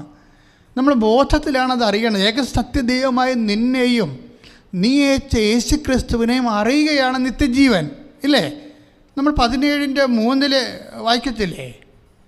ഏക സത്യദൈവമായ നിന്നെയും നീ അയച്ച യേശുക്രിസ്തുവിനെയും അറിയുകയാണ് നിത്യജീവൻ. ആ അറിവ് എന്തുകൊണ്ടാണ് നമ്മൾ അറിയണത്? കണ്ണുകൊണ്ടാണ് കാണുന്നത്. കണ്ണുകൊണ്ട് കാണത്തില്ലെന്ന് പൗലോസ് പറഞ്ഞിട്ടുണ്ടല്ലോ. കണ്ണുകൊണ്ട് കാഴ്ചയ്ക്ക് അതീതമാണ്. പിന്നെന്താണ്? ബോധത്തിലാണ് നമ്മൾ സ്വർഗത്തിൽ ദൈവത്തെ അറിയണത്. ദൈവവും ഒരു വലിയ ബോധമാണ്. അതുകൊണ്ടാണ് ഈ ബോധങ്ങളുടെ ഐക്യങ്ങളിൽ ആനന്ദം ഉണ്ടാകുന്നത്. ആനന്ദം, ഞാൻ നിങ്ങൾക്ക് തരുന്ന ആനന്ദം ആരും എടുത്തു കളയാത്ത ആനന്ദമായി മാറണത് ഇഹത്തിൽ പോലും ആ ഒരു ബോധമുണ്ടെങ്കിൽ ആ ബോധത്തിൽ ഒരു വിശ്വാസിക്ക് ക്രിസ്തീയ ആനന്ദം അനുഭവിക്കാൻ കഴിയും. ശ്രുതികട്ടെ ഹല്ലേലൂയ, ഹല്ലേലൂയ, ഹല്ലേലൂയ, ഹല്ലേലൂയ. കരങ്ങൾ ഉയർത്തിക്കൊണ്ട് ശ്രുതികട്ടെ യേശുവേ ആരാധന. കർത്താവേ, ഉടമ്പടി ധ്യാനത്തിലൂടെ ഞങ്ങളെ വലിയ ബോധ്യങ്ങളിലേക്ക് നയിക്കുന്നതിന്, ദൈവാനുഭവത്തിലേക്ക് നയിക്കുന്നതിന് ഞങ്ങൾ അങ്ങേക്ക് നന്ദി പറയുന്ന കർത്താവേ. ഹല്ലേലൂയ, ഹല്ലേലൂയ, ഹല്ലേലൂയ. പരമദിവ്യകാരുണ്യത്തിന് ആരാധനയും സ്തുതിയും പുകഴ്ചയുണ്ടായിരിക്കട്ടെ. ശ്രുതികട്ടെ, ശ്രുതികട്ടെ, ഹല്ലേലൂയ.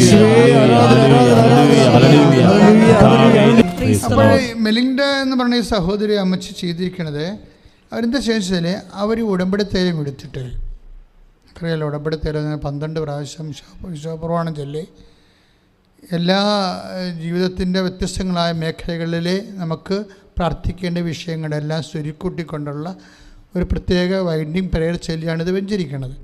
ഇവരിത് എടുത്തിട്ട് ഇവരുടെ കാലിൽ അപ്ലൈ ചെയ്യും. ആര്? മകൻ്റെ കാലാണെന്ന് യേശുക്രിസ്തുവിൽ പ്രഖ്യാപിച്ചിട്ട്. ഈ വിശ്വാസം ആക്ടിവേറ്റ് ചെയ്യുന്നതിൻ്റെ ഒരു പ്രിൻസിപ്പിൾ പ്രഖ്യാപനമാണ്. എല്ലാം ക്രിസ്തുവിലാണ് നമ്മൾ പ്രഖ്യാപിക്കുന്നത്. ക്രിസ്തുവിൽ ഈ കാല് എൻ്റെ മകൻ്റെ കാലാണെന്ന് ഞാൻ കരുതുന്നു. കാര്യം എന്താണ്?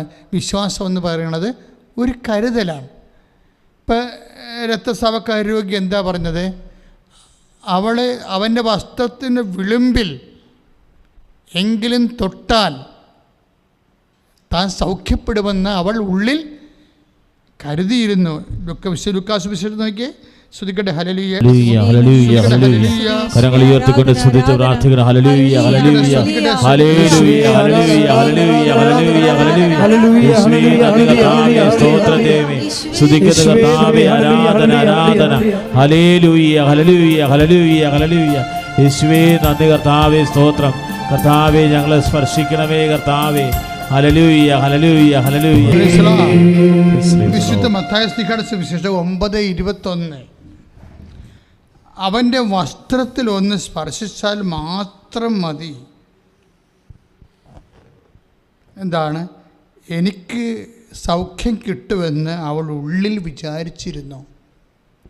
ഈ വിശ്വാസം പ്രഖ്യാപിക്കുന്നത് ഉള്ളിൽ വിചാരമായിട്ടാണ്. മെലിങ്ട എന്താ ചെയ്തിരിക്കുന്നത്? ഉള്ളിലെ വിചാരമാണ്. ക്രിസ്തുവിൽ തൻ്റെ പാദം മകൻ്റെ പാദമായിട്ട് ഉള്ളിൽ വിചാരിക്കുകയാണ്. ആരല്ലേ? ക്രിസ്തുവിലെ. ഇതാണ് ഈ ക്രിസ്തുവിൽ വിചാരിക്കുമ്പോഴാണ് ഈ സംഭവം വിദൂരസ്ഥരെ സമീപസ്ഥമാകുന്നത്. ആ സ്ഥലത്തിൻ്റെ വിശാലമായത്, ആ വലിയ സ്പേസ് ഷോർട്ടൻ ചെയ്യണത് അങ്ങനെയാണ്.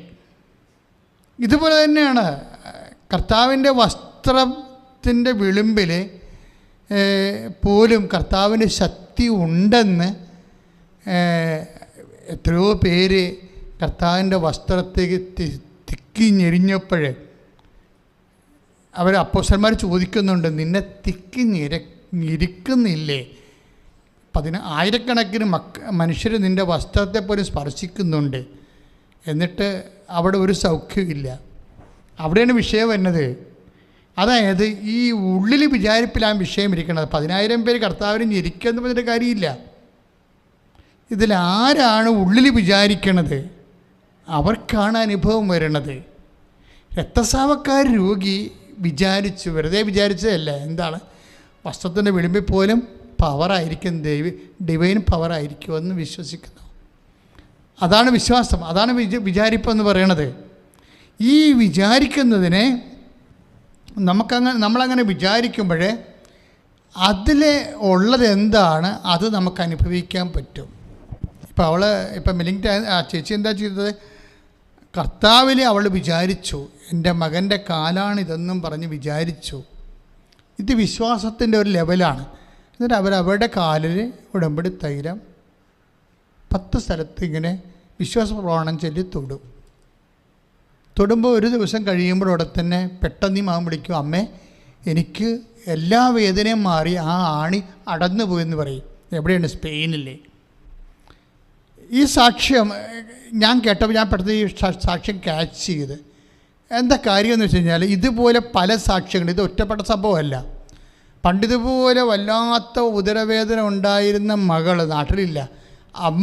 അമ്മയുടെ വയറ്റിൽ ഉടമ്പടി തൈലം തേച്ച് വിശ്വാസ പ്രമാണം ചൊല്ലിയിട്ടുണ്ട്, അത് സൗഖ്യപ്പെട്ടിട്ടുണ്ട്. ഇത് പല സാക്ഷ്യങ്ങളുണ്ട്, നമ്മുടെ യൂട്യൂബിലുണ്ടത്. മകൾക്ക് കുഞ്ഞുങ്ങളില്ല, പക്ഷേ മകൾ നാട്ടിലില്ല. അതുകൊണ്ട് അമ്മയുടെ ഉദരത്തിൽ ഉടമ്പടി തൈലം വിശ്വാസ പ്രമാണം ചൊല്ലി യേശു ക്രിസ്തുവിൽ പ്രഖ്യാപിക്കും. ഇതെല്ലാം ഒരു പ്രഖ്യാപനം. വിശ്വാസം എന്ന് പറയുന്നത് ഒരു പ്രാർത്ഥനയല്ല, ഒരു പ്രഖ്യാപനമാണ്. എന്താണ് ഈ പ്രഖ്യാപനം എന്ന് പറയുന്നത്? എങ്ങനെയാണ് ഈ പ്രഖ്യാപനം വരണത്? എന്താണ് നമ്മൾ പ്രഖ്യാപിക്കുന്നത്? അതെല്ലാം നമ്മൾ അറിയണം. എന്താണ്? യേശു കർത്താവാണെന്നാണ് പ്രഖ്യാപിക്കുന്നത്. ആദിമസഭയാണ് ഇത് കണ്ടുപിടിച്ചത്, അഥവാ ആദിമസഭയ്ക്കാണ് പരിശുദ്ധാത്മാവ് ഇത് നൽകിയത്. കാര്യം യേശു കർത്താവാണെന്ന് അധരം കൊണ്ട് പ്രഖ്യാപിക്കും. പിന്നെന്ത് ചെയ്യും? 2 കാര്യങ്ങളാണ് ഈ ക്രിസ്തുവിനെ അനുഭവിക്കാൻ വേണ്ടിയുള്ള എളുപ്പമാർഗം സഭയിലുള്ളത്. ഒന്ന്, യേശു കർത്താവാണെന്ന് അധരം കൊണ്ട് ഏറ്റു പറയണം. അങ്ങനെ അധരം കൊണ്ട് ഏറ്റു പറയണതിന് മുമ്പ് ഒരു കാര്യം ചെയ്യണം നമ്മൾ. എന്താണ്? ദൈവം അവന് മരിച്ചുവെന്ന് ഉയർപ്പിച്ചെന്ന് ഹൃദയത്തിൽ വിശ്വസിക്കണം. ഇതാണ് വിശ്വാസം വന്നിരിക്കുന്നത്, ഹൃദയത്തിലാണ്. അപ്പം അത് റോമ 10:9 ഒരു വല്ലാത്ത വചനമാണ്. അതിലാണല്ലോ ഈ ഉടമ്പടി തൈലം എല്ലാം വർക്കൗട്ട് ചെയ്യണത്. അപ്പോൾ നിങ്ങൾക്ക് ഉടമ്പടി തൈലം തേക്കുമ്പോൾ എങ്ങനെയാണ് ആണി രോഗമാണ് പോണത്? അതല്ല പ്രശ്നം. ഉടമ്പടി തൈലമൊക്കെ ഒരു മീഡിയമാണ്. ആ മീഡിയം ഉപയോഗിക്കണത് എന്താണ്? ഞങ്ങളെ വിശ്വാസപ്രമാണം ചൊല്ലിയും യേശുവിൻ്റെ നാമത്തിലാണ് അത് ആശീർവദിക്കണത്. അപ്പോൾ അത് കർത്താവിൻ്റെ ഒരു വിശുദ്ധ മീഡിയമായിട്ട് പ്രവർത്തിക്കുകയാണ്. സാധാരണ നിങ്ങളുടെ വീട്ടിലിരിക്കുന്ന വെളിച്ചെണ്ണ പോലെ അല്ലത്. അത് ഈശോയുടെ നാമത്തിൽ നമ്മൾ പ്രാർത്ഥിക്കുകയാണ്. ഞങ്ങളെന്താ ചെയ്തിരിക്കണത്? ഞങ്ങളുടെ കപ്പാസിറ്റി അനുസരിച്ച് കൊണ്ട്, ഇപ്പോൾ എന്താണ് എൻ്റെ കപ്പാസിറ്റി എന്ന് പറയണത്? ഞാൻ ഒരു 21 ലക്ഷം മനുഷ്യരെ കർത്താവിന് വേണ്ടി കൗൺസിൽ ചെയ്തൊരു കപ്പാസിറ്റിയാണ്. പിന്നെ എന്താ കപ്പാസിറ്റി? എൻ്റെ ഒരു നല്ല കാലത്ത് 2004 പരിശുദ്ധ അമ്മ അൾത്താറയിൽ പ്രത്യക്ഷപ്പെടാൻ വേണ്ടി മാത്രം ദൈവം എനിക്കൊരു യോഗ്യത തന്നൊരു കപ്പാസിറ്റിയാണ്. ഞാനിത് വലിമയായിട്ട് പറയണതല്ല, ഒരു സാധനം. പക്ഷേ അതിലേക്ക് വന്നത് എന്താണ്? അതിലേക്ക് വന്നത് ദൈവത്തോടുള്ള കുഞ്ഞുനാൾ പോലും കർത്താവിന് മഴയത്താണ് ഞാൻ പള്ളിയിൽ പോകണമെങ്കിലും കുർബാന കൊടുക്കാൻ വേണ്ടി വൈദികരെതിരെ വരികയാണെങ്കിൽ, കുർബാന കൊടുക്കാൻ വേണ്ടിയാണ്, രോഗികൾക്ക് കുർബാന കൊടുക്കാനാണ് വൈദികൻ പോകണമെന്ന് കണ്ടാൽ ഞാൻ അവിടെ നനഞ്ഞ മണ്ണിലായാലും മുട്ടയിൽ നിൽക്കും. അതൊരു ബന്ധമാണ് ശരിക്കും. ഇത് പുതുതായിട്ട് അച്ഛനായതിന് ശേഷം ഉണ്ടായൊരു ബന്ധമല്ലത്. അത് നല്ല കത്തോലിക്ക ചൈതന്യമുള്ള പാവപ്പെട്ട മാതാപിതാക്കന്മാർക്ക് ഇന്ന് പകർന്നു കിട്ടിയതാണ്. ഈശോയാണ് പോണത്, നീ മുട്ടയിൽ നിൽക്കണമെന്ന് മാതാപിതാക്കന്മാർ പകർന്നു തന്നതാണ്. ഇന്ന് എല്ലാം നമ്മൾ പകർന്നു കൊടുക്കും മാതാപിതാക്കന്മാർ, യേശുവിനെ ഒഴിച്ച്. അവരെ കുറ്റം മക്കളെ കുറിച്ചൊരു കാര്യമില്ല. നമ്മളെല്ലാം മക്കൾക്ക് പകർന്നു കൊടുക്കും. എന്താണ് നമ്മൾ കൊടുക്കാത്തത്? യേശുവിനെ ഒഴിച്ച്, യേശുവിനെ പകർന്നു കൊടുക്കാൻ നമുക്കറിയണം. അതിനാണ് ഇതുപോലുള്ള ധ്യാനങ്ങൾ നമ്മൾ കൂടുന്നതിൻ്റെ ഉദ്ദേശം. അങ്ങനെ പകർന്ന് കിട്ടിയാൽ ദൈവം ഒരിക്കലും ഒരു മനുഷ്യരിൽ നിന്ന് അകന്ന് പോകത്തില്ല. ഞാൻ അച്ഛൻ പറഞ്ഞു വരുന്നതിൻ്റെ കാരണം, അങ്ങനെ ഞാനത് അറിയാതെയാണെങ്കിലും കർത്താവിൻ്റെ പ്രത്യേക പരിപാലനയിൽ ആ വിശ്വാസം മെയിൻറ്റെയിൻ ചെയ്ത്, എന്നിട്ട് ചെറിയ വിശ്വാസത്തിൽ നിന്ന് വലിയ വിശ്വാസത്തിലേക്ക് കൊണ്ടുവന്നു. വലിയ വിശ്വാസത്തിലേക്ക് കൊണ്ടുവന്നു വെച്ച് കഴിഞ്ഞാൽ, സുനാമി നടക്കുമ്പോൾ ഞാൻ ആലപ്പുഴ അന്ധകാരനഴി മുഖത്ത് നിൽക്കുകയാണ്. 2ാമത്തെ സുനാമിക്ക്, 3ാമത്തെ സുനാമി വരാൻ പോകുന്ന റേഡിയോയിൽ ടെലിവിഷനിലും വിളിച്ച് പറയുമ്പോൾ ജനം കിട്ടിയതും പെറുക്കിക്കൊണ്ട്, കൈ കിട്ടിയത് ആട് പശുവിനെയൊക്കെ എടുത്ത് ഓട്ടോറിക്ഷയെ കയറ്റി, ആടിനെയൊക്കെ കയറ്റി, ആടിനെ സൈക്കിളെ വെച്ചൊക്കെ കിട്ടിയതും പെറുക്കിക്കൊണ്ട് പോകുന്ന വലിയൊരു കാഴ്ച എൻ്റെ ജീവിതത്തിൽ ഒരിക്കലും കാണാത്തൊരു കാഴ്ചയാണ്. എങ്ങനെയാണ് അഭയാർത്ഥികൾ പോകുന്നതെന്ന്, എൻ്റെ തീരെ നാട് എങ്ങനെയാണ് ഒഴിഞ്ഞു പോണതെന്ന് നമുക്ക്. അതായത് അവിടെ ആ സമയത്ത് KR ഗൗരിയമ്മ വന്നു, മന്ത്രിയാണെന്നവരെ. അവിടെ ഈ പോലീസും പട്ടാളം എല്ലാം വന്നവിടെ, പോലീസൊക്കെ വന്നു. പക്ഷേ 3ാമത്തെ തിര വരുന്നുവെന്ന് അറിഞ്ഞപ്പോൾ ഒരു കണക്കിനാണ് മന്ത്രി അവിടെ നിന്ന് പോയത്. പോലീസിനെ കാണാനില്ല. ഞാനതിൻ്റെ കണ്ണുകൊണ്ട് കണ്ടതാണ്. എന്താ സംഭവിച്ചു കഴിഞ്ഞാൽ, 3ാമത്തെ തിരയുടെ അവസ്ഥ അറിയാമല്ല, റേഡിയോയിൽ വന്നിരിക്കുന്നത് ആയിരക്കണക്കിന് ആൾക്കാർ മരിച്ചു, വേളാങ്കണ്ണി പോലും കടൽ കയറി എന്ന് പറഞ്ഞുകൊണ്ട് ഇങ്ങനെ മരണ റിപ്പോർട്ടല്ല. അന്തരീക്ഷം തന്നെ എല്ലാം മാറിപ്പോയി. നമ്മളിപ്പോൾ കാണുന്ന അന്തരീക്ഷം അല്ലത്. ഭയങ്കര കാർമേഘം കയറി ശീതക്കാറ്റടിച്ചിട്ട് കടലിങ്ങനെ പെരുണ്ട് വരുന്ന ഒരു സംഭവമാണത്. ആ സമയത്ത് 10:10 3ാമത്തെ വേവ് ഉണ്ടാകുന്നത്. അപ്പോൾ ഞാൻ നോക്കുമ്പോൾ എൻ്റെ മുമ്പിലുള്ളത് മദർ തെരേസയുടെ 3 സിസ്റ്റേഴ്സുണ്ട്. ആൾക്കാരൊത്തിരിയുണ്ട്, ഒരു കഥയില്ല. എന്തെങ്കിലും സംഭവിച്ചാൽ ഇന്ന് നമ്മൾ കാണിക്കുന്ന മസിലില്ലേ, അതിനെക്കൊണ്ട് അടക്കാനേ പറ്റത്തില്ല, ഒന്നും ചെയ്യാൻ പറ്റത്തില്ല. ഈ ഒന്നും സംഭവിക്കാത്തോളം കാലം കേമന്മാരാണ്, ഞങ്ങൾ ഭയങ്കര സംഘടനാ പ്രാപകരാണെന്നൊക്കെ പറഞ്ഞില്ലേ. ഒരു വിഷയം വന്നാൽ ഒന്നും ചെയ്യാൻ പറ്റത്തില്ല. അതായത് ഞാനങ്ങനെ ആ മനുഷ്യന്മാർ അവിടെ കടപ്പുറത്ത് തടിച്ചു കൂടിയ മനുഷ്യരെ കൊണ്ട് നമുക്കൊരു പ്രയോജനമില്ല. അപ്പോൾ എനിക്കെന്താണ്, എൻ്റെ മുമ്പിൽ മദർ തെരേസയുടെ 3 സിസ്റ്റേഴ്സ് ഉണ്ട്. അവരിതുപോലെ വിഷയം അറിഞ്ഞ് പ്രാർത്ഥിക്കാൻ വന്നതാണ്. അപ്പോൾ ഞാൻ പറഞ്ഞു, സിസ്റ്ററെ പെട്ടെന്ന് വരാൻ പറഞ്ഞു. അത് ഞാൻ കടപ്പുറത്ത് നിൽക്കിയിരുന്നു.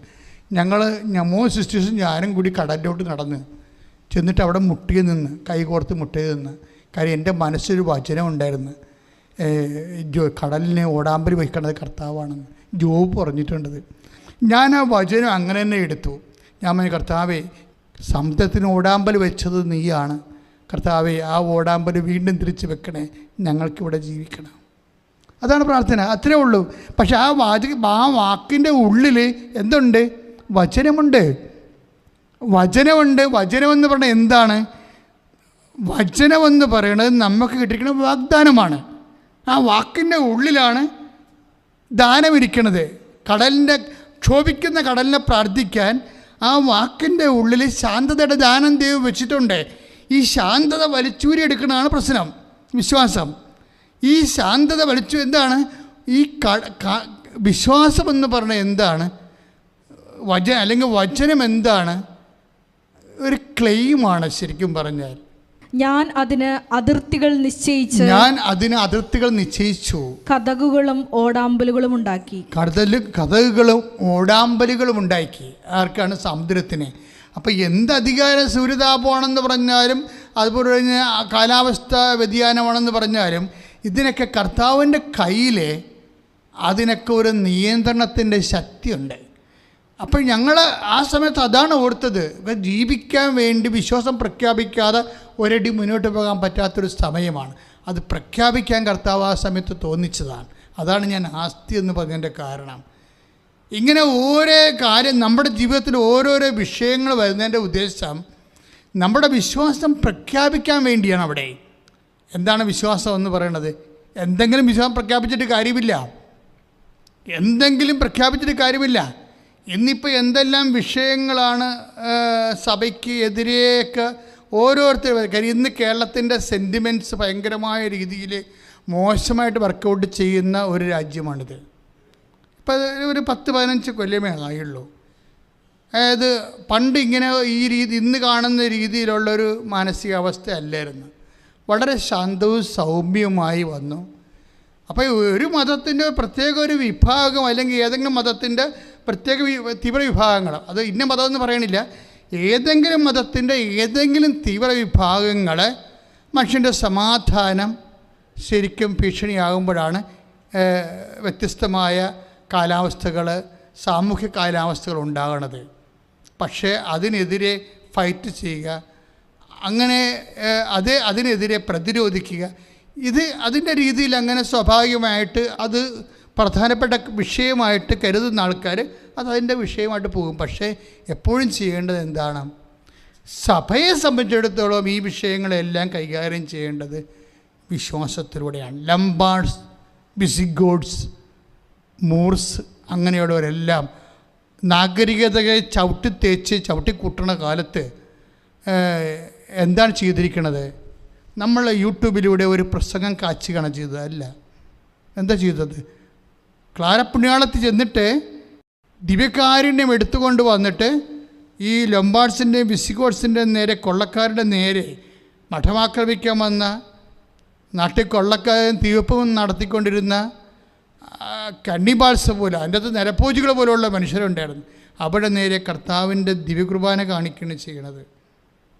ആ ദിവ്യകുർബാനയിൽ നിന്ന് ശക്തി പുറപ്പെടുവിച്ചിട്ട് അവർക്ക് വേറെ ചില കാര്യങ്ങൾ, അവർ പട്ടാളത്തിൻ്റെ വലിയ ബ്രിഗേഡ് നിൽക്കണ പോലെ തോന്നിയിട്ട് അവർ നഗരം വിട്ടു പോയ ഒരു ചരിത്രമുണ്ട്. ആ ചരിത്രം 100 കൊല്ലം കഴിഞ്ഞപ്പോഴാണ് ഇന്ന് വിശുദ്ധ തോമസ് അക്വീനാസിൻ്റെ തിരുനാളാണ്. തോമസ് അക്വീനാസിനോട് മാർപ്പാപ്പ ഗ്രിഗറി പറഞ്ഞു, നിങ്ങൾ ബ്ലെസ്സഡ് സാക്രമെന്റിനെ കുറിച്ചൊരു വചനം, ഒരു പാട്ടെഴുതാൻ പറഞ്ഞു, ഒരു ഹിം എഴുതാൻ പറഞ്ഞു. തോമസ് അക്വീനാസിൻ്റെ ഉള്ളിൽ അദ്ദേഹം ഒരു ദിവ്യകുർബാനയുടെ വലിയ ഭക്തരാണ്. ദിവ്യകുർബാനയുടെ പണ്ഡിതനല്ല, ഒരു കഥയില്ല അതിൻ്റെ അകത്ത്. ദിവ്യകുർബാനയുടെ ഭക്തൻ. കാര്യം പാണ്ഡിത്യമെല്ലാം കർത്താവിൻ്റെ വചനത്തിലുണ്ട്. നമ്മളതിനെ വിശ്ലേഷിച്ച് ഉള്ളി പൊളിച്ചില്ലാതെ അടക്കാതെ കർത്താവിൻ്റെ വചനത്തിൽ അവരെന്താണ്, അവൻ പറഞ്ഞ വാക്കുകൾ വിശ്വസിച്ചുകൊണ്ടാണ് രാജസേവകൻ പോണത്. അവൻ പറഞ്ഞ വാക്കെങ്ങാനും പഠിച്ചുകൊണ്ട് പോയെങ്കിൽ അവൻ്റെ കാര്യം പോക്കായിരുന്നു. രാജസേവകൻ്റെ വൃത്തി എന്താ ചെയ്തിരിക്കണത്? രാജസേവകൻ എന്താ ചെയ്തിരിക്കണത്? നീ പൊയ്ക്കൊള്ളുക, നിൻ്റെ മകൻ സുഖം പ്രാപിക്കും. 4:50 എന്താ പറയണത്? അവൻ പറഞ്ഞ വാക്കുകൾ വിശ്വസിച്ചുകൊണ്ട് അവൻ പോയി. ആ തൽക്ഷണം അവൻ സുഖം പ്രാപിച്ചു. ഞാൻ ഓർക്കണേ, അവൻ പറഞ്ഞത് എങ്ങാനും പഠിക്കാനാണ് അവൻ പോയിരുന്നെങ്കിൽ അവൻ്റെ കാര്യം പോക്കാം, മകൻ്റെ കാര്യം പോക്കായിരുന്നു. കാര്യം ഇത് പഠിക്കുന്നതിലൂടെയല്ല നമുക്ക് വിശ്വാസം ഉണ്ടാകുന്നത്. ആ വചനത്തിലാണ് വിശ്വസിക്കണം നമ്മൾ. വചനത്തിൻ്റെ ഇതൊന്നും വേണ്ടെന്നല്ല, പ്രബുദ്ധമായ ഒരു ആധ്യാത്മികതയ്ക്ക് ഇതിൻ്റെ ആവശ്യമുണ്ട്. പക്ഷേ അതിലല്ല, അതിൻ്റെ പശ്ചാത്തലം മാത്രമാണ്, അതിൻ്റെ കവറിങ്ങാണ്. ഒരു ബിസ്ക്കറ്റ് കിട്ടിക്കഴിഞ്ഞാൽ കവറിനാണ് നമ്മൾ തിന്നണത്, ബിസ്ക്കറ്റാണ് തിന്നണത്? അതാണ് വിഷയം. ഒരു ബിസ്ക്കറ്റ് നമ്മുടെ കിട്ടി, അല്ലെങ്കിൽ നമുക്കൊരു ഓറഞ്ച് കിട്ടി, ഒരു ആപ്പിൾ കിട്ടി, തൊലിയൊക്കെ ചെത്തി കളഞ്ഞിട്ട് ആപ്പിൾ കഴിക്കും ചെയ്യും. ചില ആൾക്കാർ അല്ലാതെയും കഴിക്കും. ഓറഞ്ച് തൊലി പൊളിച്ച് കളഞ്ഞിട്ടാണ് കഴിക്കണത്. അപ്പോൾ ഇത് പഠനങ്ങളെല്ലാം, അതിനെക്കുറിച്ചുള്ള അറിവുകളെല്ലാം അതിൻ്റെ കവറിങ്, കാമ്പല്ല, കാമ്പ് വേറെ, കവറ് വേറെ. അതായത് കാമ്പെന്ന് പറയണത് കർത്താവ് തന്നെയാണ്. എന്താണ്? വചനമല്ല, അവൻ പറഞ്ഞ വചനം. ആര്? ക്രിസ്തു പറഞ്ഞ വചനം. ഒന്ന് പ്രാർത്ഥിച്ച മക്കളെ. കർത്താവേ, ജീവിതത്തിലെ അങ്ങ് പറഞ്ഞ വചനം രാജസേവകനെ പോലെ, ശതാധിപനെ പോലെ വിശ്വസിക്കുവാൻ, നടപ്പിൽ വരുത്തുവാൻ ഞങ്ങൾക്ക് അഭിഷേകം നൽകണമേ. യേശു കർത്താവാണെന്ന് അക്ഷരം കൊണ്ട് പ്രഖ്യാപിക്കുവാൻ ദൈവം അവനെ മരിച്ചവരിൽ നിന്ന് ഉയർപ്പിച്ചു വന്ന റോമാ 10:9 പോലെ വിശ്വസിക്കുവാൻ ഞങ്ങൾക്ക് അഭിഷേകം നൽകണമേ. ആ വിശ്വാസത്തെ എന്റെ ജീവിതത്തിന്റെ പ്രത്യേക പ്രതിസന്ധികളിലേക്ക് യേശുനാമത്തിൽ പ്രഖ്യാപിക്കുവാൻ പ്രത്യേക അഭിഷേകം നൽകണമേ. ശ്രദ്ധിക്കട്ടെ. ഹല്ലേലൂയ, ഹല്ലേലൂയ, ഹല്ലേലൂയ, ഹല്ലേലൂയ, ഹല്ലേലൂയ, ഹല്ലേലൂയ, ഹല്ലേലൂയ. യേശുവേ, ആരാധന, ആരാധന. ഹല്ലേലൂയ. ഏകാഗ്രതയോടുകൂടി കർത്താവിൻ്റെ വചനങ്ങളെ ശ്രദ്ധിക്കുകയും കൂടെ ചേർന്ന് പ്രാർത്ഥിക്കുകയും വിശ്വസിക്കാൻ വേണ്ടി സ്വന്തമായിട്ട് കർത്താവിൻ്റെ തിരുസേനയെ വ്യക്തിപരമായിട്ട് പ്രാർത്ഥിക്കുകയും ചെയ്യണം. ദൈവവചനങ്ങൾ കേൾക്കുമ്പോൾ വ്യക്തിപരമായിട്ട് പ്രാർത്ഥിക്കണം. എന്താണ് പ്രാർത്ഥിക്കേണ്ടത്? ഒന്ന് പ്രാർത്ഥിച്ച്, കർത്താവേ, രാജസേവകനെ പോലെ, ശതാധിപനെ പോലെ അങ്ങയുടെ വചനങ്ങളെ വിശ്വസിച്ച് നടപ്പിൽ വരുത്തുവാൻ എനിക്ക് ശക്തി തരണം. യേശു കർത്താവാണെന്ന് അത്തരം കൊണ്ട് ഏറ്റുപറയുവാൻ എനിക്ക് ശക്തി തരണം. ദൈവം അവനെ മരിച്ചോട് ഉയർപ്പിച്ചത് വിശ്വസിക്കുവാൻ ശക്തി തരണമേ.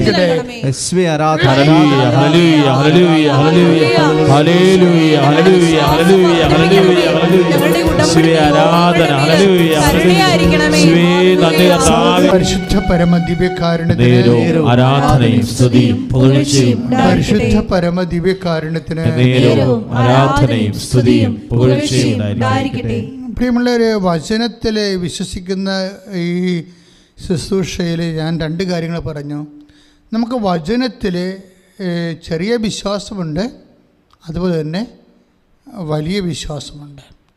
ഇസ്രയേൽ പോലും കണ്ടിട്ടില്ലെന്ന് നമ്മൾ ശതാധിപൻ്റെ പ്രതികരണത്തിൽ നിന്ന് ഈശോ പറഞ്ഞില്ലേ? അതായത് ഇത്രയും വിശ്വാസം ഇസ്രയേലിൽ പോലും കണ്ടിട്ടില്ല. അപ്പോൾ ഇസ്രയേലിലുള്ളതിനേക്കാൾ വലിയ വിശ്വാസമാണ്. അപ്പോൾ ഞാനപ്പോൾ ചിന്തിച്ചതെന്ന് വെച്ചാൽ ഏറ്റവും വലിയ വിശ്വാസം ഇസ്രയേലിലുള്ളത് ആർക്കാ? എബ്രാഹത്തിനാണ്. എബ്രാഹത്തിനെയും കൂടി കൂട്ടിയാണെങ്കിൽ പറയണം. എബ്രാഹത്തിനെയും കൂടി കൂട്ടിക്കൊണ്ടാണെങ്കിൽ പറയണത്. ശതാധിപൻ്റെ ഒരു റേറ്റിംഗ് ഭയങ്കരമായിപ്പോയി.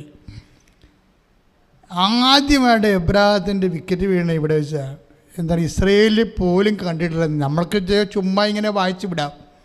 പക്ഷേ ഇസ്രയേലിൽ ആരാ ഉള്ളത്? എബ്രാഹാം മുതൽ മോശ ഉൾപ്പെടെയുള്ള ആൾക്കാർ ഇസ്രയേലിലുള്ള ആൾക്കാരാണ്. അതാണ് കർത്താവ് ഉദ്ദേശിച്ചത്. ഇന്ന് ആ കാലങ്ങളിലുള്ള ഇസ്രയേൽക്കാരാണെന്നാണ് ഉദ്ദേശിച്ചതെന്നെങ്കിൽ നമുക്കറിയത്തില്ല. അത് ഈശോ തന്നെയാണ് വെളിപ്പെടുത്തി തരേണ്ടത്. പക്ഷേ ഒരു കാര്യം സത്യമാണ്, ഇസ്രയേൽ എന്ന് പറയുമ്പോൾ പൊളിറ്റിക്കൽ ഇസ്രയേലാണോ, ആ കാലങ്ങളിലുള്ള ടോപ്പോഗ്രഫിക്കൽ ഇസ്രയേലാണോ, അതോ എസ്തംബോറയായിട്ട് വരുന്ന, അതായത് ചരിത്രാതീത കാലം മുതലുണ്ടാകുന്ന ഇസ്രയേലാണോ നമുക്കറിയത്തില്ല. പക്ഷേ ഈശോ അങ്ങനെ പറഞ്ഞു. അങ്ങനെ പറഞ്ഞതിൻ്റെ ഉദ്ദേശം ഈ ഫെയ്ത്ത് വലിയ ഫെയ്ത്താണെന്ന് പറയാനാണ് ഉദ്ദേശിച്ചത്. ഈ വിശ്വാസം ഭയങ്കര. അപ്പോൾ അതിൻ്റെ അർത്ഥം എന്താ മക്കളെ? ശ്രദ്ധിക്കുക. വിശ്വാസത്തിൽ തന്നെ ഗ്രഡേഷൻസ് ഉണ്ട്. പക്ഷേ പലതരത്തിലുള്ള നിലവാരമുള്ള വിശ്വാസമുണ്ട്. ഇപ്പം എന്താണ്, ഇപ്പം 4:50 നമ്മൾ വായിച്ചത്, രാജസേവകൻ കർത്താവ് പറഞ്ഞ വചനം വിശ്വസിച്ചാണ് അവൻ പോയത്, അല്ലേ? കർത്താവ് പറഞ്ഞ വചനം വിശ്വസിച്ചാണ് അവൻ പോയത്. പക്ഷേ ചില സമയത്തൊരു വിഷയമുണ്ട്. ചില വചനങ്ങൾ വിശ്വസിച്ചാലും ഓപ്പൺ ചെയ്ത് കിട്ടത്തില്ല. നല്ല വിശ്വാസം ഉണ്ടാകും, പക്ഷേ വചനം ഓപ്പൺ ചെയ്ത് കിട്ടത്തില്ല. ഇതൊരു പ്രശ്നമാണ്. എൻ്റെ സഹോദരങ്ങളെ, ഈ വിഷയം വളരെ ഗൗരവതരമായ രീതിയിൽ സമീപിക്കേണ്ടതാണ്. ചില വചനങ്ങൾ നമുക്ക് നല്ല വിശ്വാസം ഉണ്ടാകും, പക്ഷെ ചില വചനങ്ങൾ ഓപ്പൺ ചെയ്ത് കിട്ടത്തില്ല, വർക്കൗട്ട് ചെയ്യത്തില്ല. അതിൻ്റെ ഏറ്റവും വലിയ തെളിവ് ഈ പത്രോസിൻ്റെ 16 ഈശോ ചോദിച്ച ചോദ്യം ഇതാണ്: ഞാൻ ആരാണെന്നാണ് നിങ്ങൾ പറയുന്നത്? അപ്പോൾ ശിമയോൻ മറുപടി പറയും. 16 എന്താ പറയണത്? ശിമയോൻ്റെ വിശ്വാസം പ്രഖ്യാപിക്കാൻ. അപ്പോഴും അറിയാമല്ലോ, ശിമയോൻ്റെ വിശ്വാസം പ്രഖ്യാപിക്കാൻ എന്താ പറയണത്? ശിമയോൻ എന്ന് പറഞ്ഞ ആരാണ്? സൈമൺ ദ പീറ്റർ, അതായത് പത്രോസ്, അതായത് നീ ജീവനുള്ള ദൈവത്തിൻ്റെ പുത്രനായ മിശിഹായാകുന്നു. അപ്പോൾ ഈശോ പറയും, 16-17 വരുമ്പോൾ പറയും, ശിമയോനെ, മാംസരക്തങ്ങളല്ല, സ്വർഗസ്ഥനായ എൻ്റെ പിതാവാണ് നിനക്കിത് വെളിപ്പെടുത്തിയത്. അപ്പോൾ വിശ്വാസം ഉണ്ടല്ലോ ശിമയോന്, ഉറപ്പല്ലേ? ഇപ്പോൾ എന്താ നമ്മുടെ സബ്ജക്റ്റ്? ഇപ്പോൾ ഉടമ്പടി നിങ്ങൾ അനേക കാര്യങ്ങൾ വെച്ചിട്ടുണ്ട്. ചില കാര്യങ്ങൾ വിശ്വാസം കൊണ്ട് വർക്കൗട്ട് ചെയ്യത്തില്ലെന്ന് അച്ഛൻ പറയണത് മനസ്സിലായോ? അപ്പോൾ അവിടെ പിന്നെ എന്താ വേണ്ടത്? എന്താ വിശ്വാസം കൊണ്ട് വർക്കൗട്ട് ചെയ്യത്തില്ലെന്ന് അച്ഛൻ പറയാൻ കാരണം എന്താണ്? ഇപ്പോൾ നമ്മൾ രാജ്യസേവകൻ്റെ വിഷയം എന്താണ്? യേശുവിൻ്റെ വചനത്തിൽ വിശ്വസിച്ച് അവൻ പോയി. അതിനാണ് മകൻ ജീവിച്ചത്. അപ്പോൾ അവിടെ വിശ്വാസം മതിയായിരുന്നു. പക്ഷേ വിശ്വാസത്തിൻ്റെ ഏറ്റവും ഈ ശിമയോനേക്കാൾ, ഈ രാജ്യസേവകനേക്കാൾ വലിയ വിശ്വാസം നടത്തിയത് ആരാണ്? ശിമയോൻ എന്താ പറയുന്നത്? You are Christ the son of the living God. ജീവിക്കണ ദൈവത്തിൻ്റെ പുത്രനായ മിശിഹായാണ് നീ. അതിനേക്കാൾ വലിയൊരു വെളിപാടില്ല. അപ്പോൾ യേശു 16-17 വായിച്ചോളൂ. യോനായുടെ പുത്രനായ ശിമയോനെ, നീ ഭാഗ്യവാൻ. മാംസരക്തങ്ങളല്ല സ്വർഗസ്ഥനായ എൻ്റെ പിതാവാണ് നിനക്കിത് വെളിപ്പെടുത്തി തന്നത്. അപ്പോഴേ ഇവിടെ ഒരു വിഷയമുണ്ട്. എന്താണ്? വേറെ ഒരാൾ കൂടി ഈ വിശ്വാസത്തിൽ കക്ഷിയാകുന്നുണ്ട്. രാജസേവകൻ്റെ വിശ്വാസത്തിൽ ഈ ആളിപ്പോൾ ഈ ശിമയോൻ്റെ വിശ്വാസത്തിൽ വന്ന ആളില്ലായിരുന്നു. ആരാണ്? പിതാവായ ദൈവം. ഇപ്പം വിശ്വാസത്തിൻ്റെ സ്റ്റെപ്പ് മാറി അവിടെ. എന്താണ്? യോനായുടെ പുത്രനായ ശിമയോനെ, മാംസരക്തങ്ങളല്ല, എൻ്റെ സ്വർഗസ്ഥനായ പിതാവാണ് നിനക്കിത് വെളിപ്പെടുത്തി തന്നത്. ഈ ക്രിസ്തീയ ജീവിതത്തിലെ പിതാവിന് വല്ലാത്ത ഒരു റോളാണ്. അത് ഞാൻ പിന്നീട് പതുക്കെ പറയാതെ, നിങ്ങളത് മനസ്സിലാക്കിയില്ലെങ്കിൽ നിങ്ങൾ എന്നും കൊന്നും ABCD ക്രിസ്ത്യാനിയായിട്ടിരിക്കും. Basic Christians. ഇപ്പം ഞങ്ങളുടെ സെമിനാറിലൊക്കെ ബേസിക് കോഴ്സ് എന്ന സംഭവമുണ്ട്. ബേസിക് കോഴ്സ് വെച്ച് കഴിഞ്ഞാൽ ഒരു നോർമൽ മാർക്ക് കിട്ടി പോകുന്ന ആളാണ് ബേസിക് കോഴ്സ് എന്ന് പറയുന്നത്. അവർക്ക് ഉന്നതമായ പഠനത്തിലൊന്നും അവർ യോഗ്യരല്ല. അതുകൊണ്ട് ബേസിക് കോഴ്സ് എന്ന് പറയും. ഇനി കർത്താവ് ഉദ്ദേശിക്കണത് എന്താണ്? ഈ രാജസേവകൻ്റെ വിശ്വാസം വല്ല കുഴപ്പമുണ്ടായോ? ഒരു കുഴപ്പമില്ല. എന്താണ്? യോഹന്നാൻ 4:50 എന്താ പറയണത്? കർത്താവിൻ്റെ വചനത്തിൽ വിശ്വസിച്ച് അവൻ പോയി. കർത്താവിനും വിശ്വസിച്ചു, അവൻ്റെ വചനത്തിലും വിശ്വസിച്ചൊരു കുഴപ്പമില്ല. പക്ഷെ ഇവിടെ വന്നപ്പോൾ കാര്യങ്ങൾ മാറി. പത്രോസിൻ്റെ ഫെയ്ത്തിൽ വന്നപ്പോൾ എന്താ പറയണത്? പത്രോസിനോട് എന്താ പറയണത്? ശിമയോനെ, മാംസരക്തങ്ങളല്ല എന്ന് പറഞ്ഞ ശിമയോനെ, മാംസരക്തങ്ങളല്ല എന്റെ സ്വർഗസ്ഥനായ പിതാവാണ് നിനക്കിത് വെളിപ്പെടുത്തിയത്. അപ്പോഴിനി വിശ്വാസത്തിന്റെ ലെവല് മാറുകയാണ്. എന്താണ്? ഇവരങ്ങ് റോക്കായിട്ട് ഈശോ പ്രഖ്യാപിക്കുകയാണ്. ഈശോ തിരിച്ച് പ്രഖ്യാപിക്കുകയാണ്. എന്താണ്? യു ആർ റോക്ക്, നീ പാറയാണ്. അപ്പം ക്ലിയറായല്ലേ? ഈ പാറമേൽ, നിൻ്റെ വിശ്വാസത്തിൻ്റെ പാറമേൽ ഞാൻ എൻ്റെ തിരുസഭയെ പണിയും. ഒരു വാഗ്ദാനമാണ്. അപ്പം ശെമയോൻ്റെ വിശ്വാസം കണ്ടല്ലോ. ഈ വിശ്വാസം തന്നെയാണ് ഒരു ചെറിയ സ്ട്രോക്ക് വരുന്നതോടുകൂടി പിറ്റേ ദിവസം ശെമയോൻ്റെ വിശ്വാസം അടിസ്ഥിതിൽ വീണ കാണാം. അതെവിടെയാണ് വീണത്? പീഡാനുഭവ പ്രവചനങ്ങൾ നമുക്ക് നോക്കാമല്ലോ. അത് ശ്രുതിക്കട്ടെ. ഹല്ലേലൂയ. മത്തായി 16:21 വായിച്ചോളൂ. അപ്പോൾ മുതൽ യേശു തനിക്ക് ജെറുസലേമിലേക്ക് പോകേണ്ടിയിരിക്കുന്നുവെന്നും ശ്രേഷ്ഠന്മാരിൽ നിന്നും പ്രധാന പുരോഹിതന്മാരിൽ നിന്നും നിയമജ്ഞരിൽ നിന്നും വളരെയേറെ സഹിക്കേണ്ടി വരും. താൻ വധിക്കപ്പെടുമെന്നും എന്നാൽ മൂന്നാം ദിവസം ഉയർപ്പിക്കപ്പെടുമെന്നും ശിഷ്യന്മാരെ അറിയിച്ചു തുടങ്ങി. അടുത്ത വചനം വായിച്ചേ. പത്രോസ് അവനെ മാറ്റി നിർത്തി തടസ്സം പറയാൻ തുടങ്ങി. ഇത് കേട്ടപ്പോഴേ പത്രോസ് അവനെ മാറ്റി നിർത്തി തടസ്സം പറയാൻ തുടങ്ങി. എന്താ പറഞ്ഞത്?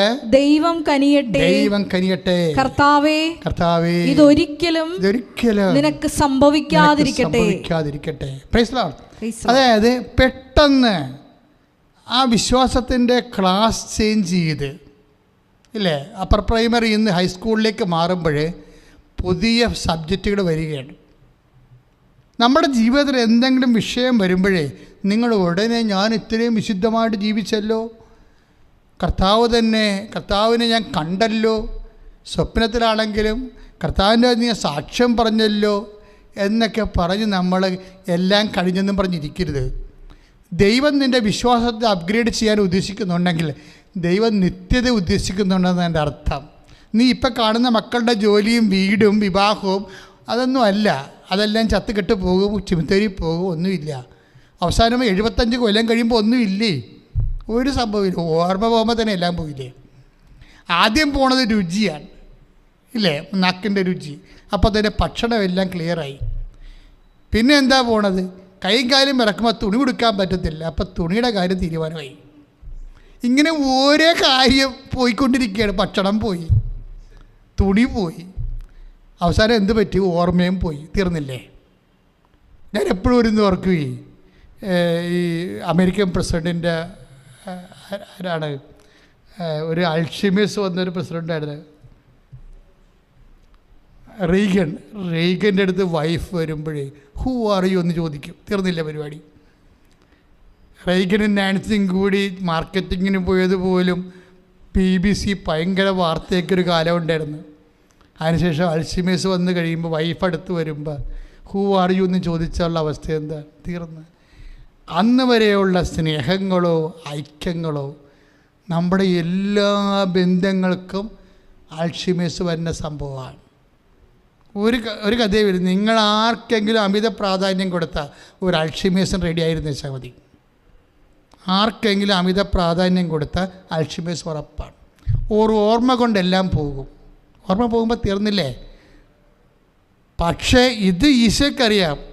അതുകൊണ്ട് പറയാം, ആരെല്ലാം ഓർത്തില്ലെങ്കിലും ഞാൻ നിന്നെ ഓർക്കും. ചിലപ്പോൾ നിൻ്റെ ഭാര്യ നിന്നെ ഓർക്കത്തില്ല, ഭാര്യയ്ക്ക് അൾസൈമേഴ്സ് വന്നായിരിക്കും മരിക്കാൻ പോണത്.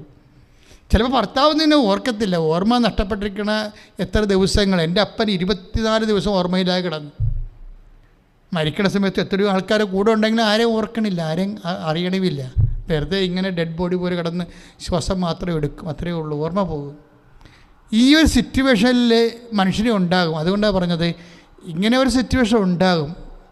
ആരെല്ലാം ഓർത്തില്ലെങ്കിലും അമ്മ നിന്നെ മറന്നാലും ഞാൻ നിന്നെ മറക്കത്തില്ലേ. അതൊക്കെ ആ വചനം വായിക്കുമ്പോൾ നമുക്ക് കണ്ണ് നിറയും ആ സത്യം. കാര്യം സിറ്റുവേഷൻ ഇതാണ്. ഈ ലോകത്ത് നമ്മളിങ്ങനെ ദൈവത്തെ മറന്നുകൊണ്ട് എല്ലാവരെയും ഓർപ്പിച്ച് നമ്മൾ നടക്കും. ഒരു മിസ് കോൾ അടിച്ച് എല്ലാവരും ഓർപ്പിച്ചുകൊണ്ടിരിക്കുകയാണ്. അവസാനം നിനക്കൊരു മിസ് കോൾ തിരിച്ചടിക്കുമ്പോൾ തീർന്ന പരിപാടി. ആരും ഓർക്കത്തില്ല. എല്ലാം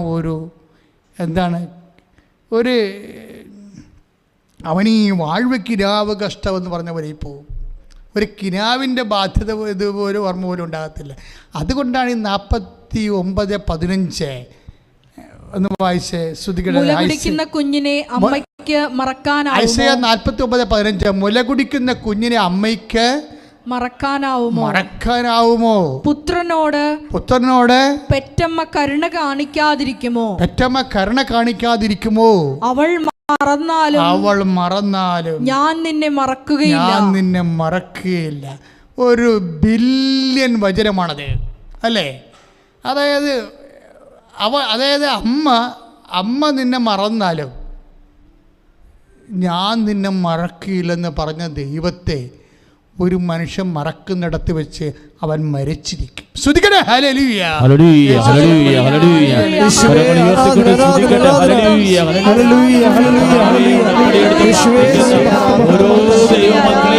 പരിശുദ്ധ പരമദിവ്യകാരുണ്യത്തിന്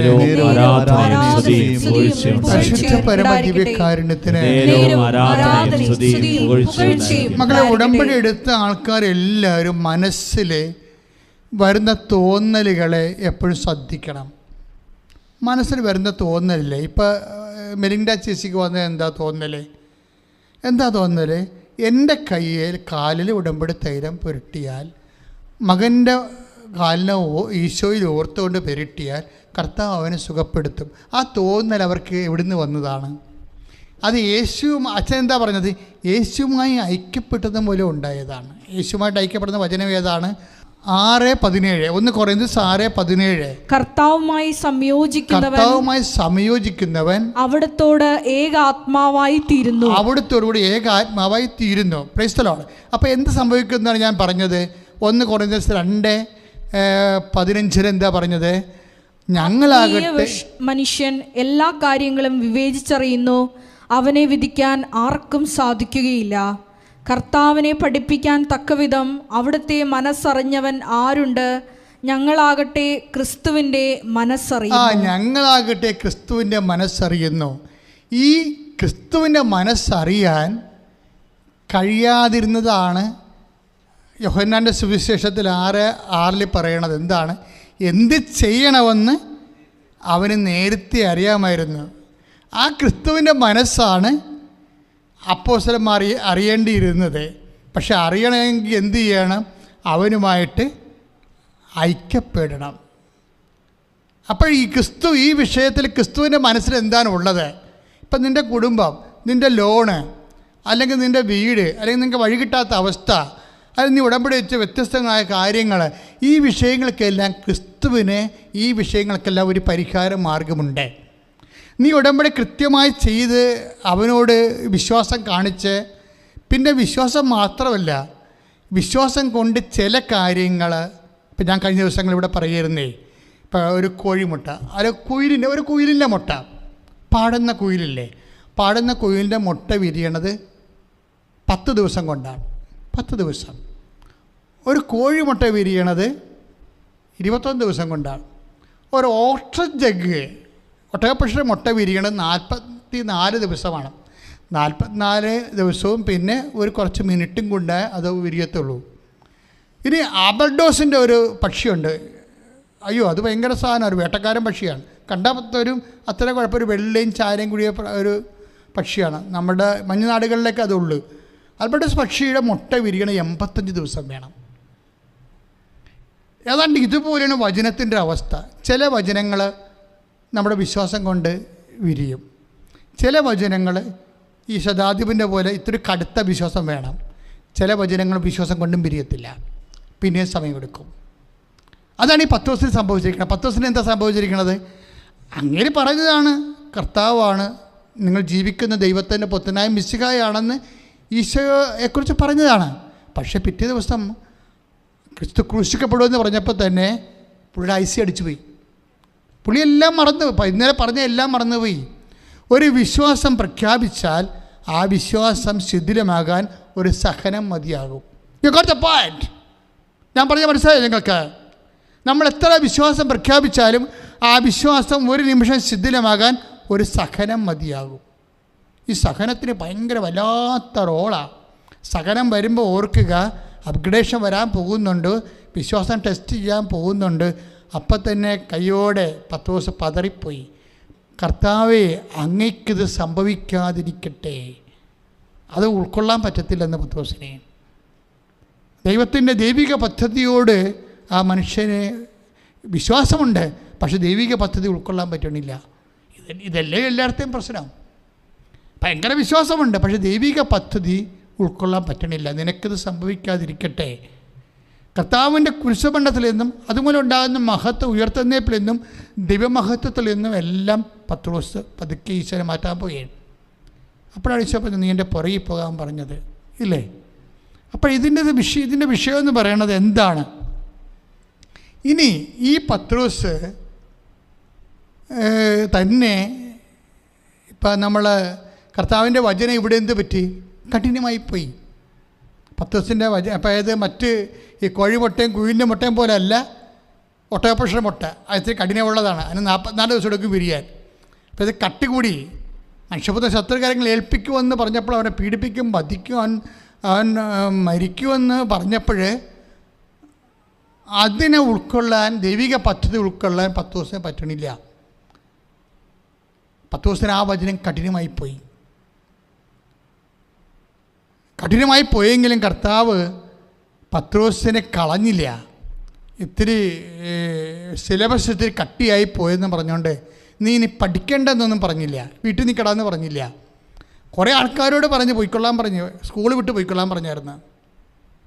സാധ്യതയില്ല എന്ന് മനസ്സിലാക്കിയ ആളിനോട് ഇപ്പോൾ ഈശോ പറഞ്ഞ പിതാക്കന്മാർ മരുഭൂമി വെച്ച് മന്ന ഭക്ഷിച്ചു, അതുപോലല്ല ഈ അപ്പം ഭക്ഷിക്ക് നിത്യം ജീവിക്കും. ഇപ്പോൾ 6:58 വരുന്നില്ലേ? 6:58 യോഹന്നാന്റെ സുവിശേഷം ഒന്ന് വായിച്ചോളൂ. ശ്രുതികട്ടെ ഹല്ലേലൂയ. ഇത് സ്വർഗ്ഗത്തിൽ നിറങ്ങി വന്ന അപ്പമാണ്. പിതാക്കന്മാർ മന്ന ഭക്ഷിച്ചു, എങ്കിലും മരിച്ചു. അതുപോലെയല്ല ഈ അപ്പം, ഇത് ഭക്ഷിക്കുന്നവൻ എന്നേക്കും ജീവിക്കും. അതായത് ഈ 6:58 എന്താ പറയണത്? കുറേ ശ്രോതാക്കൾ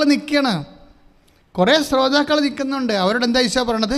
പിതാക്കന്മാർ മരുഭൂമി വെച്ച് മന്ന ഭക്ഷിച്ചു, അവർക്കൊരു കംപ്ലൈൻറ്റും ഇല്ല, ഒരു പ്രശ്നവുമില്ല, അവർ റിയാക്ട് ചെയ്യണില്ല, അവർക്ക് അലർജിയില്ല, അവരെല്ലാം അന്ന് തലയൊക്കെ ആട്ടി ശരിയാണ് മന്ന ഭക്ഷിച്ചു എന്നൊക്കെ പറഞ്ഞ് അവരിപ്പുണ്ട്, ഒരു കുഴപ്പമില്ല അവർക്ക്.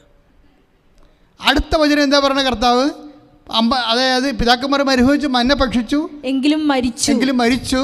അതുപോലെയല്ല ഈ അപ്പം, ഇത് ഭക്ഷിക്കുന്നവൻ എന്നേക്കും ജീവിക്കും, ഒരു പ്രശ്നവുമില്ല. കണ്ട, അത് കേട്ടിട്ടും ആ വല്യപ്പന്മാരും ചേട്ടന്മാരും ഒക്കെ തലയാട്ടി ആ കുഴ എന്നേക്കും ജീവിച്ചാൽ കൊള്ളാതൊക്കെ പറഞ്ഞ് അവരിക്കുകയാണ്. അവർക്കൊരു കംപ്ലൈൻറ്റും ഇല്ല, ഒരു അലർജിയും ഇല്ല. പക്ഷേ അടുത്ത സംഭവം പറയും. എന്താ പറയണത്? 6:60 ഇത് കേട്ട് അവന്റെ ശിഷ്യരിൽ പലരും പറഞ്ഞു. അതായത് ഈ അപ്പം ഭക്ഷിക്കുന്ന മരിക്കും, അതുപോലെ പിതാക്കന്മാർ മരുഭൂമിച്ച് മന്ന ഭക്ഷിച്ചു, അതുപോലല്ല ഈ അപ്പം ഭക്ഷിക്കുന്ന നിത്യം ജീവിക്കുക, ലോകത്തിൻ്റെ ജീവന് വേണ്ടി. അവിടെയാണ് പ്രശ്നം വന്നു പോയത്. ഞാൻ നൽകുന്ന അപ്പം എൻ്റെ ശരീരം തന്നെയാണ്. അവിടെയാണ് പ്രശ്നം. അവിടെ വന്നപ്പോൾ കടൽ ഇളകണ പോലെ ഇവർ അലർജി. അതായത് അവർ കുറേ വചനങ്ങൾ വിശ്വസിക്കുന്നു, കുറേ വചനങ്ങൾ വിശ്വസിക്കണില്ല. ഇതന്നെ ക്രിസ്ത്യാനിക്കൂടെ സംഭവിച്ചിരിക്കുന്നത്. ക്രിസ്ത്യാനിയല്ല, കുറേ കർത്താവിൻ്റെ കുറേ വചനങ്ങൾ വിശ്വസിക്കും, പക്ഷേ യഥാർത്ഥ വചനങ്ങളിലേക്ക് കർത്താവ് പതുക്കെ വരുമ്പോൾ അവർ റിയാക്ട് ചെയ്യും. എന്താ റിയാക്ട് ചെയ്ത്? 6:60 വായിച്ചേ. ഈ വചനം കഠിനമാണ്. അത്രയും നേരം ഒരു കുഴപ്പമില്ല. ഇപ്പം ഈ ലോകത്തിൻ്റെ ജീവന് വേണ്ടി ഞാൻ നൽകുന്ന അപ്പം എൻ്റെ ശരീരം തന്നെയാണെന്ന് പറഞ്ഞപ്പോൾ വിഷയം മാറി. എന്താ പറഞ്ഞത്? 6:60 എന്താ പറഞ്ഞത്? ഈ വചനം കഠിനമാണ്. ഇത് ശ്രവിക്കാൻ ആർക്ക് കഴിയും? നേരത്തെ പറഞ്ഞ വചനങ്ങളെല്ലാം ലഘുവാണ്, കുഴപ്പമില്ല. ഈ വചനം കഠിനമാണ്. ഇത് തന്നെയല്ലേ 10 ദിവസം സംഭവിച്ചത്? You Christ the son of the living God എന്നൊക്കെ പറഞ്ഞ ആള് അവൻ ക്രൂശിക്കപ്പെടുമെന്ന് പറഞ്ഞപ്പോൾ 10 ദിവസം പറഞ്ഞ് കഠിനമാണെന്ന് പറഞ്ഞു. 10 ദിവസം പറഞ്ഞാൽ കഠിനമാണെന്ന് കർത്താവ് നമ്മളെ പറയണ 16-ാം അധ്യായത്തിൻ്റെ ആദ്യ ഭാഗങ്ങൾ 16-17 മത്തായി ശ്ലീഹായുടെ സുവിശേഷത്തിൽ എന്താ പറയണത്? നീ ജീവനുള്ള ദൈവത്തിന്റെ പുത്രനായ മിശിഹായാണെന്ന് പത്രോസ് പറയുകയാണ്. ഒരു കുഴപ്പമില്ല. ആ പത്രോസ് തന്നെയാണ് 16 നിന്ന് തിരിച്ചു വരുമ്പോഴേ 16:22 എന്താ പറയണത്? ദൈവം കനിയട്ടെ, ദൈവം കനിയട്ടെ. കർത്താവേ ഇത് ഒരിക്കലും നിനക്ക് സംഭവിക്കാതിരിക്കട്ടെ. ഇത് കഠിനമാണ്, കണ്ട, ഇത് കഠിനമാണ്. അത് തന്നെയല്ലേ മറ്റു ശിഷ്യന്മാരും പറയണത്, ഇത് കഠിനമാണ്, ഇത് നിനക്ക് സംഭവിക്കാതിരിക്കട്ടെ, ഇത് ഉൾക്കൊള്ളാൻ പറ്റണില്ല എന്ന് പറയും. അപ്പോൾ വചനത്തിന് പത്രോസ് ആയാലും നാട്ടുകാരായ പബ്ലിക്കായാലും ഒരു വിഷയം ഉണ്ടാവും, കഠിനമുണ്ടാവും. ഇപ്പം ലഘുവായ കുറേ കാലങ്ങളുണ്ട് വചനത്തിൻ്റെ. പിന്നെ ചില വചനങ്ങൾ ഉൾക്കൊള്ളാൻ കഠിനമായ കാലമുണ്ടാവും. എന്ന് വെച്ചാൽ എന്താ അർത്ഥം? വചനമെന്ന് പറഞ്ഞാൽ എന്താണ്? വചനം നമ്മൾ റോമ 2:18 എടുത്തേ. റോമ 2:18 സ്തുതിക്കട്ടെ, സ്തുതിക്കട്ടെ, ഹല്ലേലൂയ, നീ നിയമം പഠിച്ചിട്ടുള്ളതിനാൽ, നീ വചനം പഠിച്ചിട്ടുള്ളതിനാൽ ദൈവഹിതം അറിയുകയും ശ്രേഷ്ഠമായതിനെ അംഗീകരിക്കുകയും ചെയ്യുന്നു. അതാണ് പ്രശ്നം. അതായത് ശ്രേഷ്ഠതയിലേക്കുള്ളൊരു യാത്രയുണ്ട്. വചനം എന്താന്ന് പറഞ്ഞാൽ ഈ റോമ 2:18 എന്താ പറയണത്? വചനം അല്ലെങ്കിൽ നിയമം. വചനം എന്ന് പറഞ്ഞാൽ എന്താണ്? അത് ദൈവഹിതമാണ്. അപ്പം നമ്മളെ സംബന്ധിച്ചിടത്തോളം വചനം ഒരു ദൈവഹിതമായൊരു വിഷയം വരികയാണ്. ഇപ്പം നിനക്ക് മക്കളില്ല, 11-ാം കൊല്ലമാണ് മക്കളുണ്ടാകണത്. ചിലപ്പോൾ ഈ ജന്മത്തിൽ മക്കളുണ്ടാകത്തില്ലെന്ന് വിചാരിച്ചോ, അതൊരു ദൈവ വചനമാണ്. ശരിക്കും പറഞ്ഞത് നിന്നെ സംബന്ധിച്ചിടത്തോളം ദൈവഹിതമാണ്. ഇപ്പം ഞങ്ങളെ സംബന്ധിച്ചിടത്തോളം ഞങ്ങളെ ജീവിതകാലം മുഴുവനും ഏകസ്ഥരും ബ്രഹ്മചര്യമുള്ളവരുമായിട്ട് ജീവിക്കുകയാണ്. ഞങ്ങളെ സംബന്ധിച്ചുള്ള ദൈവഹിതമാണത്. അപ്പം ദൈവഹിതം വ്യത്യസ്തമായ രീതിയിൽ നമ്മുടെ ജീവിതത്തിലേക്ക് വരും. കൊച്ചു ത്രേസ്യ ഏതാണ്ട് 9 വയസ്സ് മുതൽ അവൾക്കുള്ള ദൈവവചനം എന്താണ്? 24 വയസ്സ് വരെ അവൾ രോഗിയാണ്. അതവളെ സംബന്ധിച്ചുള്ള ഹിതമാണ്, കഠിനമായ. അതിൽ നിന്നാണ് അവൾ വിശുദ്ധയായി മാറുന്നത്. അപ്പം നമ്മളെ നിത്യരക്ഷ എപ്പോഴും ലഘുവചനങ്ങളിൽ നിന്ന് കിട്ടത്തില്ല. ഈ ഗോട്ട് ദ പോയിന്റ്. ശ്രദ്ധിക്കണം. നമ്മുടെ നിത്യരക്ഷ കഞ്ഞി കാപ്പി IELTS അങ്ങനെയുള്ള പരിപാടികളെല്ലാം ഈ ലഘുവചനങ്ങളിൽ നിന്ന് കിട്ടും. പക്ഷെ പേയ്മെൻ്റുള്ള വചനങ്ങളിൽ നിന്നും ഈ ഭൗതികമായ ആനുകൂല്യങ്ങളല്ലാതെ ഗുരുതരമായ വചനങ്ങളിൽ നിന്ന് മാത്രമേ, കഠിന വചനങ്ങൾ എപ്പോഴും ഉദ്ദേശിക്കുന്നത് നിത്യരക്ഷയായിരിക്കും. ഇത് നിങ്ങളൊരു വെളിപാട് പോലെ സ്വീകരിച്ചോ. കഠിന വചനങ്ങൾ, കഠിന വചനങ്ങളിൽ നിന്ന് എന്താ പറയണത്? കഠിന വചനങ്ങൾ ഇപ്പോൾ 10 ദിവസം നിൽക്കുന്ന സമയത്തല്ല പറയണത്. എന്താ പറയണത്? കർത്താവിൻ്റെ ഹിയറിംഗ് പബ്ലിക് എന്താ പറയണത്? ലോകത്തിൻ്റെ ജീവന് വേണ്ടി ഞാൻ നൽകുന്ന അപ്പം എൻ്റെ ശരീരം തന്നെയാണെന്ന് പറയുമ്പോഴെന്താ പറയണത്? ഈ വചനം കഠിനമാണ്, ആർക്കിത് ശ്രവിക്കുവാൻ കഴിയും? ശ്രവണമല്ലേ പ്രശ്നം. ഇത് പത്രോസും എന്താ പറഞ്ഞത്? കർത്താവെ, നീ പറഞ്ഞ വചനം കഠിനമാണ്. നീ ശത്രുക്കളെ ഏൽപ്പിക്കുക, അവരെ നിന്നെ പീഡിപ്പിക്കുക, വധിക്കുക. ഉയർപ്പിൻ്റെ കാര്യം പത്രോസ് വിട്ടു. അങ്ങനെ ഒരു സംഭവം നടക്കത്തിലും പത്രോസിന് അറിയാം. അതുകൊണ്ട് ആ മനുഷ്യൻ്റെ വിവരം അന്ന് അത്രയേ ഉണ്ടായിരുന്നുള്ളൂ. അപ്പം കഠിനമായി മാറി. ഉയർപ്പിൽ വിശ്വസിക്കാത്തോളം കാലം നമ്മുടെ ജീവിതത്തിൻ്റെ അനുഭവങ്ങളെല്ലാം കഠിനമായിരിക്കും. Got the point. ഉയർപ്പിൽ വിശ്വസിക്കാത്തോളം കാലം, ഉയർപ്പെന്ന വലിയ സത്യത്തെ വിശ്വസിക്കാൻ ദൈവം നമുക്ക് വരം തരാത്തോളം കാലം എൻ്റെ ദൈവപൈതലെ നിൻ്റെ ഓരോ ജീവിത പ്രശ്നങ്ങളും നിനക്ക് കഠിനമായിരിക്കും. കഠിനമായ ദൈവത്തിൻ്റെ വചനമായി മാറും. കഠിനം മധുരമാക്കാൻ പറ്റും. എന്തുകൊണ്ടാണ് മധുരമാകണത്? എങ്ങനെയാണ് കഠിന വചനങ്ങളെ മധുരമാക്കണത്? ഇപ്പോൾ പത്രോസിൻ്റെ തന്നെ കാര്യം എടുക്കാം. കർത്താവ് അവനോട് ചോദിച്ചു, കഠിനമാണെന്ന് പറഞ്ഞ് കുറേ ആൾക്കാർ പോയല്ലോ, വാട്ട് യു സേ, നിനക്കെന്താ പോണോ എന്ന് ചോദിക്കുമ്പോൾ പത്രോസിന് അപ്പോഴും പിതാവായ ദൈവം ഒന്ന് തോടും.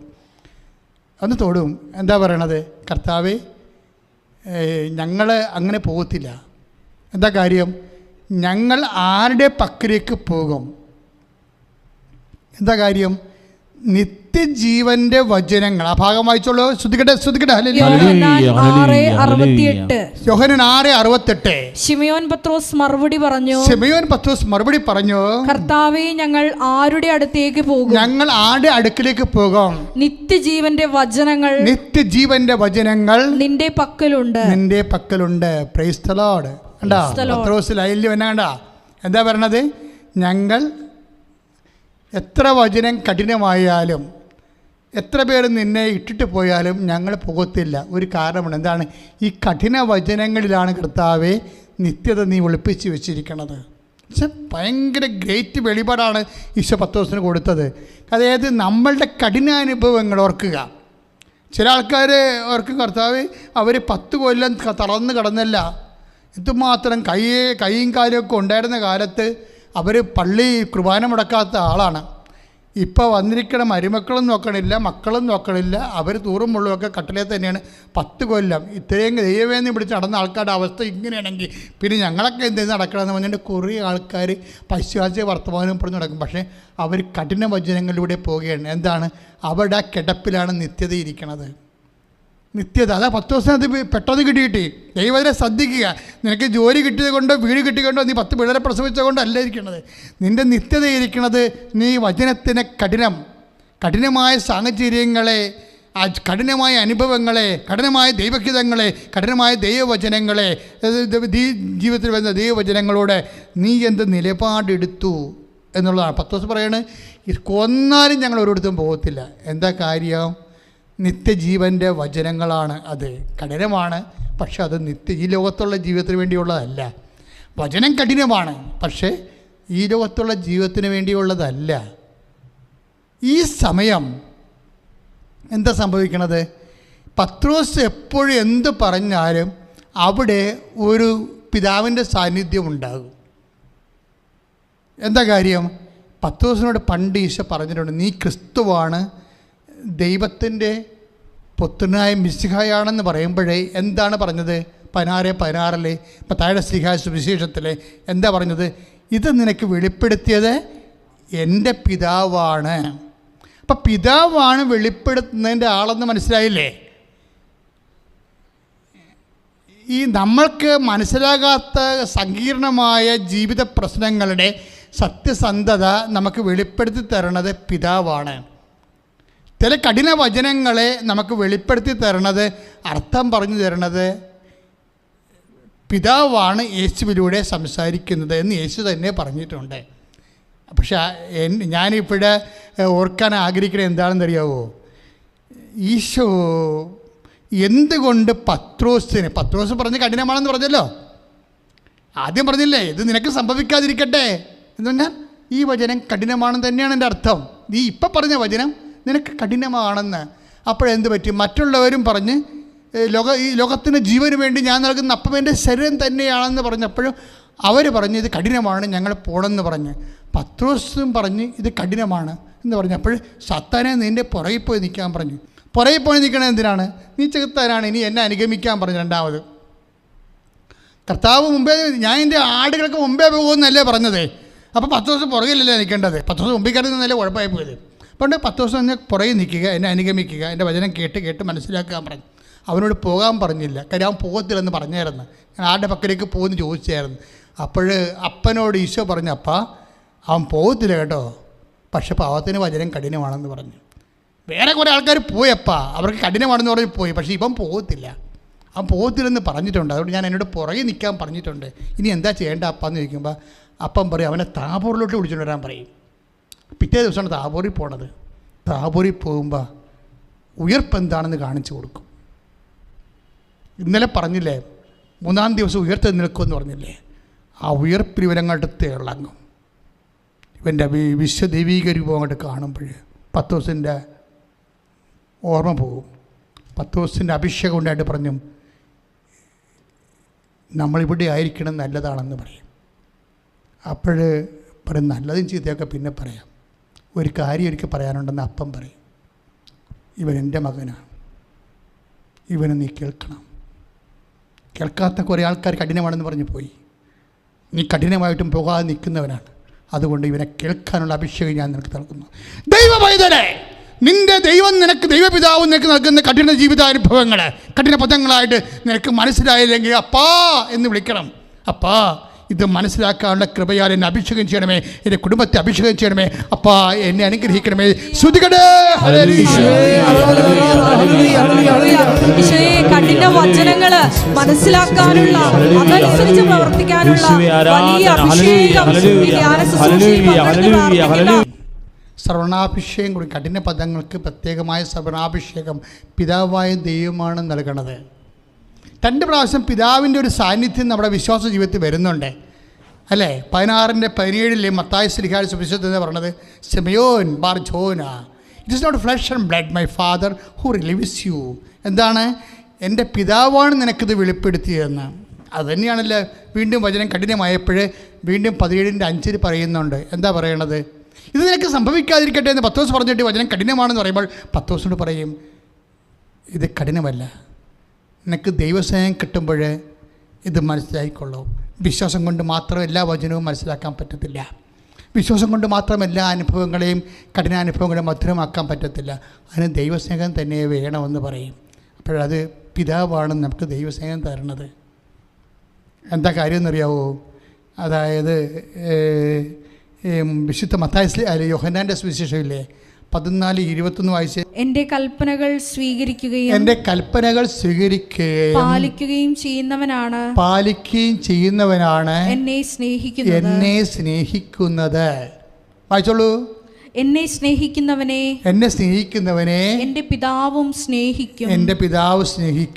ഞാനും അവനെ സ്നേഹിക്കും. എന്നെ അവനെ വെളിപ്പെടുത്തുകയും ചെയ്യും. Praise the Lord. അതാണ്, എന്നെ സ്നേഹിക്കുന്നവനെ എൻ്റെ പിതാവ് സ്നേഹിക്കും. അപ്പോഴാണ് വെളിപാട് വരണത്. മനസ്സിലായില്ലേ? ചില വചനങ്ങൾക്ക് വിശ്വാസം പോരാ, സ്നേഹം വേണം. പ്രത്യേകിച്ച് കഠിന പദങ്ങൾക്ക്, കഠിന ജീവിതത്തിന്, മനസ്സിലാകാത്ത ചില അവസ്ഥകൾക്ക്, അത് രോഗമാകാം, ക്ഷീണമാകാം, സാമ്പത്തിക കടമാകാം, കുടുംബത്തിൻ്റെ തകർച്ചയാകാം. ഇങ്ങനെ കഠിന ജീവിതാനുഭവങ്ങളിലെ പോണ സഹോദരങ്ങൾ പ്രത്യേകം ശ്രദ്ധിക്കണം. ആ വിശ്വാസം കൊണ്ട് അത് വിരിക്കാൻ പറ്റത്തില്ല. ഓസ്ട്രിച്ച് ജഗ് പോലെ 44 ദിവസം വേണം. എന്താണ് അവിടെ വേണ്ടത്? പിതാവിൻ്റെ സ്നേഹം. നിങ്ങൾ പ്രാർത്ഥിക്കണം.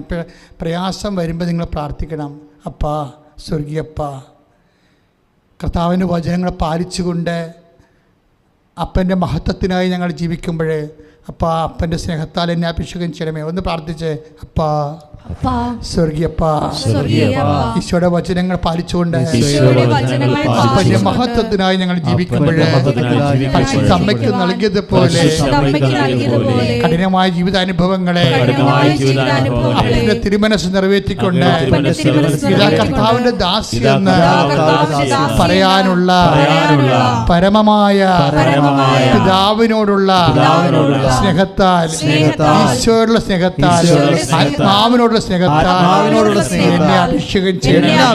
കഠിന ജീവിതാനുഭവങ്ങളെ അതിജീവിക്കുവാൻ ദൈവസ്നേഹത്താൽ, വിശ്വാസത്തെക്കാളുപരി ദൈവസ്നേഹത്താൽ പത്രോസിനെ പോലെ എന്നെയും എന്റെ കുടുംബത്തെയും ഇപ്പോഴഭിഷേകം ചെയ്യണം.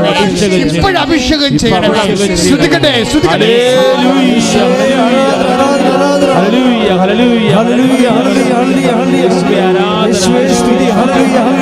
പരമദിവ്യകാരുണ്യത്തിന്, പരിശുദ്ധ പരമദിവ്യകാരുണ്യത്തിന് ഇപ്പൊ ദൈവസ്നേഹമാണ് വിശ്വാസത്തെക്കാൾ വലുത്. കാര്യം വിശ്വാസം കൊണ്ട് ഒരു പരിധിവരെയുള്ള കാര്യങ്ങൾ നമുക്ക് നേടാം. പക്ഷേ നിത്യത ഉൾപ്പെടുന്ന കഠിന പദങ്ങളെയും കഠിന ജീവിതാനുഭവങ്ങളെയും നമ്മൾ അതിജീവിക്കുന്ന, നിങ്ങൾക്കറിയാമല്ലോ, ഏറ്റവും വലിയ കഠിന പദം ദൈവം ആരോടാണ് പറഞ്ഞത്? പബ്ലിക്കിനോടും പത്രോസിനോടും ഒന്നുമല്ല പറഞ്ഞത്, അമ്മയോടാണ് പറഞ്ഞത്. നീ ഗർഭം ധരിച്ചൊരു പുത്രനെ പ്രസവിക്കും. അതല്ലേ കഠിന പദം? ബൈബിളിൽ ഏറ്റവും വലിയ കഠിന പദം എന്താണ്? നീ ഗർഭം ധരിച്ചൊരു പുത്രനെ പ്രസവിക്കും എന്ന് പറഞ്ഞതല്ലേ. അപ്പം ഞാൻ പുരുഷനെ അറിയുന്നില്ല എന്ന് പറഞ്ഞപ്പോൾ പരിശുദ്ധാത്മാവ് നിൻ്റെ മേൽ വരും. ഒരു പക്ഷേ ഏറ്റവും വലിയ കഠിന പദം ഇതാണ്. ലൂക്കാ 1:35 എന്താണ്?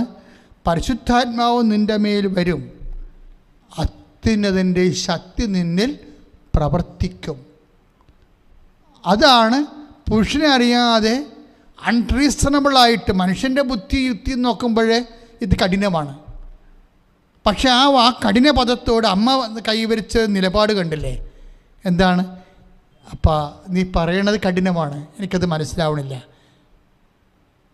പക്ഷേ എനിക്കൊന്ന് പറയാനുണ്ട്, എന്ത് കഠിനമായാലും ദാസിയെപ്പോലെ നിൽക്കും അവസാനം വരെ.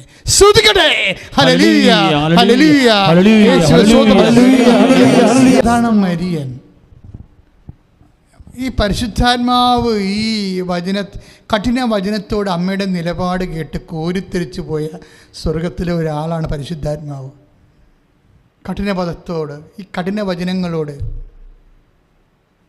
അമ്മ പറഞ്ഞ ഒരു പ്രത്യുത്തരം എന്ന് പറയുന്നത് അപ്പായോടുള്ള മരണസ്നേഹമാണ്. നമ്മൾ പിൽക്കാലത്ത് സാങ്സലുത്തമ ഗീതങ്ങളിലെ പ്രണയം മരണത്തെക്കാൾ ശക്തമാണെന്ന് വായിക്കും. സ്നേഹമായാലും എന്തായാലും അതിനേക്കാൾ ശക്തമാണ് അമ്മയുടെ ദൈവസ്നേഹം. അപ്പ എന്ത് കഠിനമായാലും അപ്പ ഒരു ദാസിയെപ്പോലെ അന്ത്യം വരെ ഞാൻ എന്നെ സമർപ്പിക്കുന്നു. കഠിന പദങ്ങൾക്ക് സമർപ്പണമാണ് ആവശ്യം. ആ സമർപ്പണത്തിൽ എന്തെല്ലാം വേണം? ഇപ്പോൾ ലൂക്കാ 1:38 കഠിന പദങ്ങൾ കേൾക്കുമ്പോൾ ഒരു ദാസിയായ പോലെയാണ് അതിനെ സമീപിക്കേണ്ടതെന്ന് പരിശുദ്ധാത്മാവ് പറഞ്ഞു. പരിശുദ്ധാത്മാവ് നിൻ്റെ മേൽ വരുമെന്നേ പറഞ്ഞോളൂ. പക്ഷെ അങ്ങനെ ഒന്നും പറയാൻ പാടില്ലല്ലോ. ദൈവത്തിന് വരുമെന്ന് പറയുന്ന ഒരു ഭാവിയുണ്ടോ? വരുമെന്ന് പറഞ്ഞാലും വന്നെന്ന് പറഞ്ഞാലും വന്നുകൊണ്ടിരിക്കണമെന്ന് പറഞ്ഞാലും വന്നതുപോലെയല്ലേ. പരിശുദ്ധാത്മാവ് അപ്പം തന്നെ അമ്മയിൽ നിറഞ്ഞു. അപ്പം അമ്മ കൊടുത്ത നോട്ടാണ് മേരി സെർവൻ്റ് എന്ന് പറഞ്ഞാൽ മതി, വേറെ ഒരു കുഴപ്പമില്ലെന്ന് പറഞ്ഞു. ബാക്കിയുള്ളത് ഞാൻ അന്ത്യം വരെ നോക്കിക്കൊള്ളാം എന്ന് പറഞ്ഞു. അമ്മ പറഞ്ഞു അപ്പാ സെർവൻറ്റ് കഠിന പദങ്ങളോടും കഠിന ജീവിതാനുഭവങ്ങളോടും അപ്പാ സമർപ്പണം. ഈ സമർപ്പണത്തിൽ എന്തെല്ലാം ഉണ്ടെന്നാണ് പറഞ്ഞത്? അതിൽ വിശ്വാസമുണ്ട്, അതിൽ സ്നേഹമുണ്ട്, പിന്നെ പരിശുദ്ധാത്മാവ് പറഞ്ഞു പ്രത്യാശയുണ്ടെന്ന് പറഞ്ഞു. അത് പരിശുദ്ധാത്മാവ് പറഞ്ഞ എലിസബത്തിൻ്റെ വീഡിയോ വെച്ചാണ് പറഞ്ഞത്. എലിസബത്ത് പരിശുദ്ധാത്മാവിനെ നിറഞ്ഞു പറഞ്ഞു. എന്താ പറഞ്ഞത്? കർത്താവ് നിന്നോട് അരുളി ചെയ്ത കഠിന പദങ്ങൾ. സ്തുതിക്കട്ടെ സ്തുതിക്കട്ടെ സ്തുതിക്കട്ടെ സ്തുതിക്കട്ടെ. ഹല്ലേലൂയ ഹല്ലേലൂയ. കർത്താവ് നിന്നോട് അരുളി ചെയ്ത കഠിന പദങ്ങൾ, കഠിന വചനങ്ങൾ. ലൂക്കാ 1:45 നിറവേറുമെന്ന് വിശ്വസിച്ച നീ ഭാഗ്യവതി. ഒരു വ്യക്തിയെ ഭാഗ്യവതിയാക്കുന്നത് കഠിന പദങ്ങളാണോ? You got the point. മനസ്സിലായോ? ലളിത പദങ്ങളില്ല. ലളിത പദങ്ങൾ മനുഷ്യനായിട്ട് ഇവിടെ ചത്തുപിരിയാവുന്നേ ഉള്ളൂ. ലളിത ജീവിതാനുഭവങ്ങളായിട്ട് കഠിന പദങ്ങളാണ്, കഠിന ജീവിത വചനങ്ങളാണ്. ദൈവത്തിൻ്റെ കഠിനമായ വചനാനുഭവങ്ങളിലൂടെ പോകുമ്പോഴാണ് ഒരു വ്യക്തി ശരിക്കും ഭാഗ്യവാനാകണത്, ഭാഗ്യവതിയാകണത്. കർത്താവ് നിന്നോട് അരുളി ചെയ്ത കഠിന വചനങ്ങൾ നിറവേറുമെന്ന് വിശ്വസിച്ച നീ ഭാഗ്യവതി. അപ്പം ദൈവമാണ് ഭാഗ്യവതി എന്ന് പറയണത്, അല്ല മനുഷ്യനല്ല. മനുഷ്യന്മാർ വരെ ഒരു മകൻ ജർമ്മനി, ഒരു മകൻ സ്വിറ്റ്സർലൻഡിൽ, ഒരു മകൻ MBBS എഴുതി ഡോക്ടർ, ഒരു ശാസ്ത്രജ്ഞൻ എന്നൊക്കെ പറയും. എന്തൊരു ഭാഗ്യവാനാണ് ഭാഗ്യവതി എന്ന്. ചാകാൻ നേരത്തൊരു മനുഷ്യനുണ്ടാകത്തില്ല. ഈ ലോകം പറയണതല്ല, ലോകം പറയണ ഭാഗ്യമൊന്നുമല്ല. അതൊക്കെ നിങ്ങൾക്ക് തോന്നണതാണ് അതൊക്കെ ഭാഗ്യമാണെന്ന്. അതൊക്കെ നിങ്ങൾക്ക് തെറ്റിദ്ധാരണയാണ്. ദൈവം പറയണം ഭാഗ്യവാനാണെന്ന്. ദൈവം ഭാഗ്യവാനാണെന്ന് പറയണ ആരോടാണ്? ലൂക്കാ 1:45 കർത്താവ് നിന്നോട് അരുളി ചെയ്ത കഠിന വചനങ്ങൾ അത് നിറവേറുമെന്ന് വിശ്വസിച്ചു. പ്രത്യാശയല്ലേ അപ്പ, വിശ്വാസമല്ലല്ലോ. ഭാവി സംഭവിക്കാൻ പോകുന്ന കാര്യങ്ങളല്ലേ, അത് വിശ്വസിച്ചു. അതുകൊണ്ട് നീ ഭാഗ്യവാൻ. അവിടെ എന്തൊക്കെ വന്നു? വിശ്വാസമുണ്ടായി, സ്നേഹമുണ്ടായി, പിന്നെന്താണ്? പ്രത്യാശ. ഇതിലെല്ലാം ഉത്കൃഷ്ടം എന്താണെന്ന് പൗലോസ് പറയണം. 1 കൊരിന്ത്യൻസ് 13:13 എന്നാൽ സ്നേഹമാണ് സർവോത്കൃഷ്ടം. വിശ്വാസം, പ്രത്യാശ, സ്നേഹം ഇവ മൂന്നും നിലനിൽക്കുന്നു. ഇവ മൂന്നും നിലനിൽക്കുന്നു. നിത്യതയുടെ കാര്യമാണ് പറയണത്. മനസ്സിലായില്ലേ? നിലനിൽക്കണ എന്താണ്? 1 കൊരിന്ത്യൻസിന്റെ 13:12 വിശ്വാസം, പ്രത്യാശ, സ്നേഹം അവ നിലനിൽക്കുന്നു. അതായത് നിത്യതയിൽ നിലനിൽക്കുന്നു എന്ന്. നിത്യതയിലും നിലനിൽക്കുന്നു. അതിലേറ്റവും വലുതെന്താ? സർവോത്കൃഷ്ടം സ്നേഹമാണ്. അവയെ കഠിനമായ ജീവിതാനുഭവങ്ങളെ ദൈവസ്നേഹം കൊണ്ടാണ് കൈകാര്യം ചെയ്തിട്ട് മധുരമാക്കേണ്ടത്. നമുക്ക് പ്രാർത്ഥിക്കാം. സമാപനാശീർവാദത്തിന് സമയമാണ്. ശേഷം മൗനമായി പ്രാർത്ഥിക്കുക. വലിയ അഭിഷേകം തീർന്നവർക്ക് കണ്ണടച്ച് കൈകൾക്കൊപ്പി പെടലി ഒടിച്ചിട്ടുകൊണ്ട് നെഞ്ചിൽ കൈവച്ചുകൊണ്ട് കണ്ണടച്ച് കർത്താവിനെ ഏൽപ്പിക്കുക. എൻ്റെ ദൈവവേദന, നീ ഇന്ന് വലിയ അഭിഷേകം പ്രാപിക്കുക. നീ ഇന്ന് സൗഖ്യം പ്രാപിക്കും. നീ കർത്താവിൻ്റെ മകളായി എല്ലാ വിഷമതകളും മാറിക്കൊണ്ട് നീ കർത്താവിൻ്റെ തിരുസന്നിധിയിൽ എന്തെങ്കിലും വിഷയം നമ്മൾ ആവശ്യിക്കുന്നുണ്ടെങ്കിൽ അതിന് പ്രത്യേക അഭിഷേകം കിട്ടിക്കൊണ്ട് നീ കർത്താവിൻ്റെ തിരുസന്നിധിയിലേക്ക് തിരിച്ചു വരാം. മൗനമായി പ്രാർത്ഥിക്കട്ടെ. രണ്ടാമത്തെ അറിയിപ്പ്, ആലപ്പുഴ സി കാറ്റഗറിയിലേക്ക് വരികയാണെങ്കിൽ സർക്കാർ അന്ന് മാത്രമേ ശുശ്രൂഷ ഇവിടെ നിൽക്കത്തുള്ളൂ.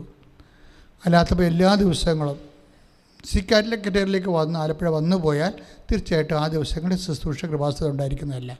അല്ലെങ്കിൽ എല്ലാ സമയത്തും കോവിഡ് നിലവിലിരിക്കുന്ന കോവിഡ് പ്രോട്ടോക്കോൾ അനുസരിച്ച് കൊണ്ട് കൃപാസനത്തിൽ ഉടമ്പടി എടുക്കാനും സാക്ഷ്യം പറയാനും ഉടമ്പടി പുതുക്കാനും അവസരം ഉണ്ടായിരിക്കും. കൃപാസനത്തിൻ്റെ പുതിയ പ്രോജക്റ്റ് ഞാൻ പറഞ്ഞിട്ടുണ്ട്. നിങ്ങൾക്ക് കൃപാസനത്തിൽ താമസിച്ച് അമ്മയുടെ ധ്യാനങ്ങളിൽ കൂടാനും 1-2 ദിവസം പ്രാർത്ഥന ചെലവഴിക്കണം തോന്നിയാൽ അതിന് തീർത്ഥാടക ഭവനം ഉണ്ടാക്കുന്നുണ്ട് നമ്മൾ. അതിൻ്റെ പ്രോജക്റ്റിൻ്റെ പേര് അമ്മയ്ക്കൊരു മുറി എൻ്റെ പ്രാർത്ഥനാ മുറി എന്നാണ്. അപ്പോൾ ആ പ്രോജക്റ്റിൽ നിങ്ങൾക്ക് സ്വന്തമായിട്ടൊരു മുറി കിട്ടും. 4 ദിവസത്തേക്ക് 5 വർഷത്തേക്ക് കിട്ടും. 5 വർഷത്തേക്ക് നിങ്ങൾക്ക് സ്വന്തമായിട്ടൊരു മുറി 4 ദിവസത്തേക്ക്. അപ്പോൾ അതിന് പ്രോജക്റ്റിന് നിങ്ങൾക്ക് അങ്ങനെ ഒരു സ്വന്തമായിട്ട് മുറി വേണ്ടവരെ 4 ദിവസത്തേക്ക് 5 വർഷത്തേക്ക് വേണ്ടവരെ ഈ നമ്പറിൽ ബന്ധപ്പെടേണ്ടതാണ്. അത് 94 47 69 68 15. എല്ലാ ദിവസവും സാക്ഷ്യം പറയാനുള്ള സൗകര്യം ഉണ്ടായിരിക്കും. ഒരു ദിവസം 25-26 സാക്ഷ്യങ്ങൾ ആൾക്കാരിവിടെ നമ്മുടെ വേദിയിൽ പറയുന്നുണ്ട്. ഇവിടെ വന്നതിന് ശേഷം ബ്രദേഴ്സിനെയോ അല്ലെങ്കിൽ ബഹുമാനപ്പെട്ട അലക്സാണ്ടർ അച്ഛനെയോ കണ്ടാൽ മതിയാകും.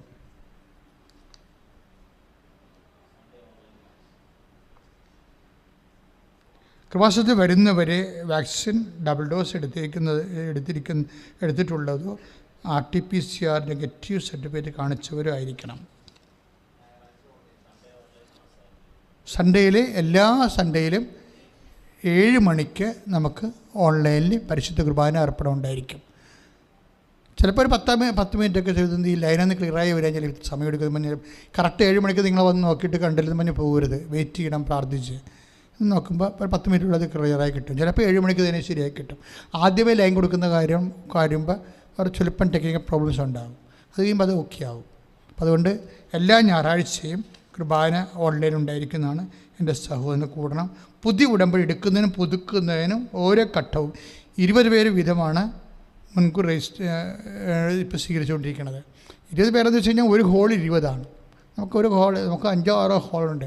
അപ്പോൾ വരുന്ന അനുസരിച്ചുകൊണ്ട് പ്രോട്ടോക്കോൾ അനുസരിച്ചുകൊണ്ട് നമ്മൾ അവരെ മാറ്റി സോഷ്യൽ ഡിസ്റ്റൻസ് കീപ്പ് ചെയ്ത് നിർത്തും. എന്നിട്ട് ഒരു ബാച്ച് പോകുമ്പോൾ അടുത്ത ബാച്ചിനെ എടുക്കും. അങ്ങനെ 20 പേരുടെ ഓരോ ബാച്ചാണ്. അപ്പോൾ 1 മണിക്കൂർ അല്ലെങ്കിൽ 1.25 മണിക്കൂറാണ് ഒരു ബാച്ച് പോണത്. അപ്പോൾ അടുത്ത ഉടനെ അത് കഴിയുമ്പോൾ അടുത്ത ബാച്ചിനെ എടുക്കും. അങ്ങനെ കോവിഡ് കറക്റ്റ് കീപ്പ് ചെയ്തുകൊണ്ടാണ് നമ്മൾ ഇപ്പോഴേ സോഷ്യൽ ഡിസ്റ്റൻസ് കീപ്പ് ചെയ്താണ് ആൾക്കാരെ എടുക്കുന്നത്. അങ്ങനെ രജിസ്റ്റർ ചെയ്യാൻ ഉടമ്പടിക്ക് രജിസ്റ്റർ ചെയ്യാൻ ആഗ്രഹിക്കുന്നവരെ ഈ നമ്പറിൽ വിളിക്കേണ്ടതാണ്. 81 38 04 51 98.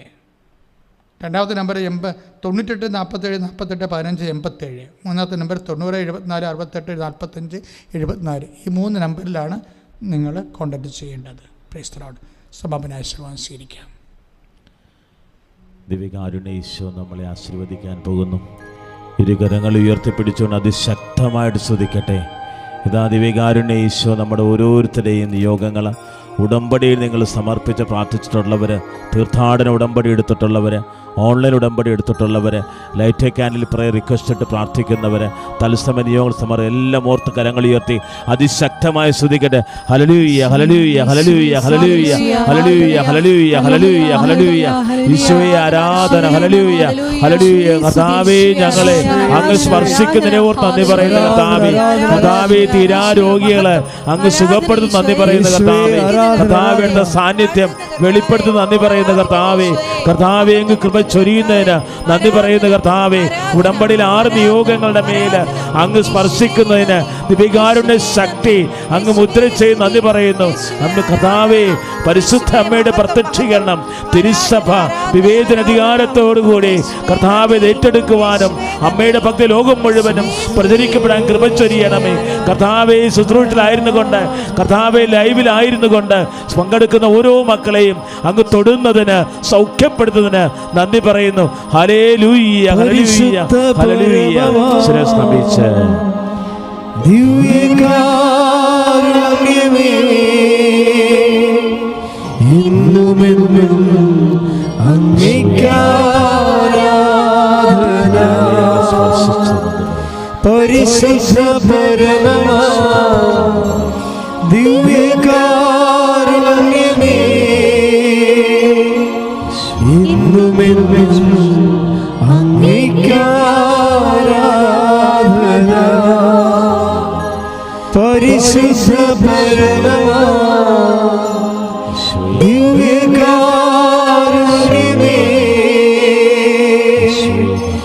എന്നുമെന്നും അങ്ങേക്കാരാധന.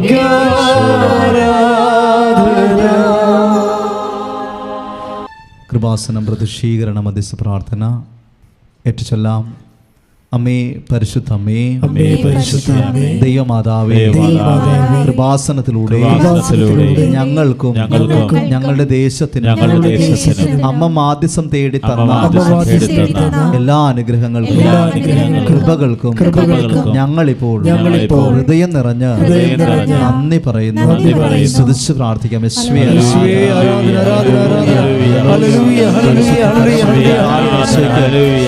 പരിശുദ്ധമേ, ദൈവമാതാവേ, 2004 ഡിസംബർ 7-ാം തീയതി ഉച്ച കഴിഞ്ഞ് 2:30 കൃപാസനത്തിൽ സംഭവിച്ച അമ്മയുടെ പ്രത്യക്ഷപ്പെടലിനെ കുറിച്ച് തിരുസഭയ്ക്ക് സമർപ്പിച്ചിരിക്കുന്ന പഠനരേഖകളുടെ വസ്തുനിഷ്ഠവും ദൈവശാസ്ത്ര വിധി പ്രകാരമുള്ളതുമായ അന്വേഷണ പഠനങ്ങൾ നടത്തി ആ പ്രത്യക്ഷപ്പെടലിലൂടെ പ്രകടമായ ദൈവമാതാവിന്റെ പ്രത്യേക കരുതലും സംരക്ഷണവും വെളിപ്പെടുത്തുന്ന പീഡിതരുടെ ആശ്വാസ പ്രവാചകന്മാരുടെ രാജ്ഞിയും വാഗ്ദാനത്തിന്റെ പേടകവും പ്രപഞ്ച പ്രകൃതിയുടെ മാതാവുമായ പരിശുദ്ധ അമ്മയുടെ ഭക്തി തിരുസഭയിൽ കൂടുതൽ പ്രചരിച്ച് ജീവിതത്തിന്റെ ദുരന്ത അവസ്ഥകളിൽ അകപ്പെട്ട് കഴിയുന്ന അനേകായിരം മക്കൾക്ക് ദൈവത്തിന്റെ സാന്നിധ്യവും സന്ധിപ്പും കൂടുതൽ അനുഭവിക്കുക വഴി ആത്മീയ വിശുദ്ധിയും ദൈവശക്തിയും കൈവരിക്കുവാൻ ഞങ്ങളുടെ കുടുംബങ്ങളെ ഇടയാക്കണമേ. സ്തുതിച്ച് പ്രാർത്ഥിക്കാം.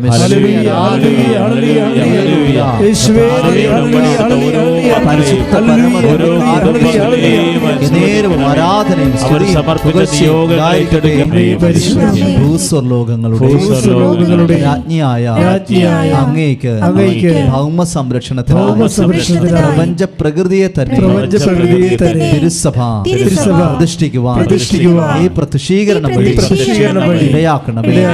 പരിശുദ്ധമേ, ജപമാല മാതാവേ, സകല കൃപാസന പ്രാർത്ഥനകളോടും ചേർത്ത് ഞങ്ങളിപ്പോൾ പ്രാർത്ഥിക്കുന്ന ഈ കുടുംബത്തിന്റെ പ്രത്യേക നിയോഗം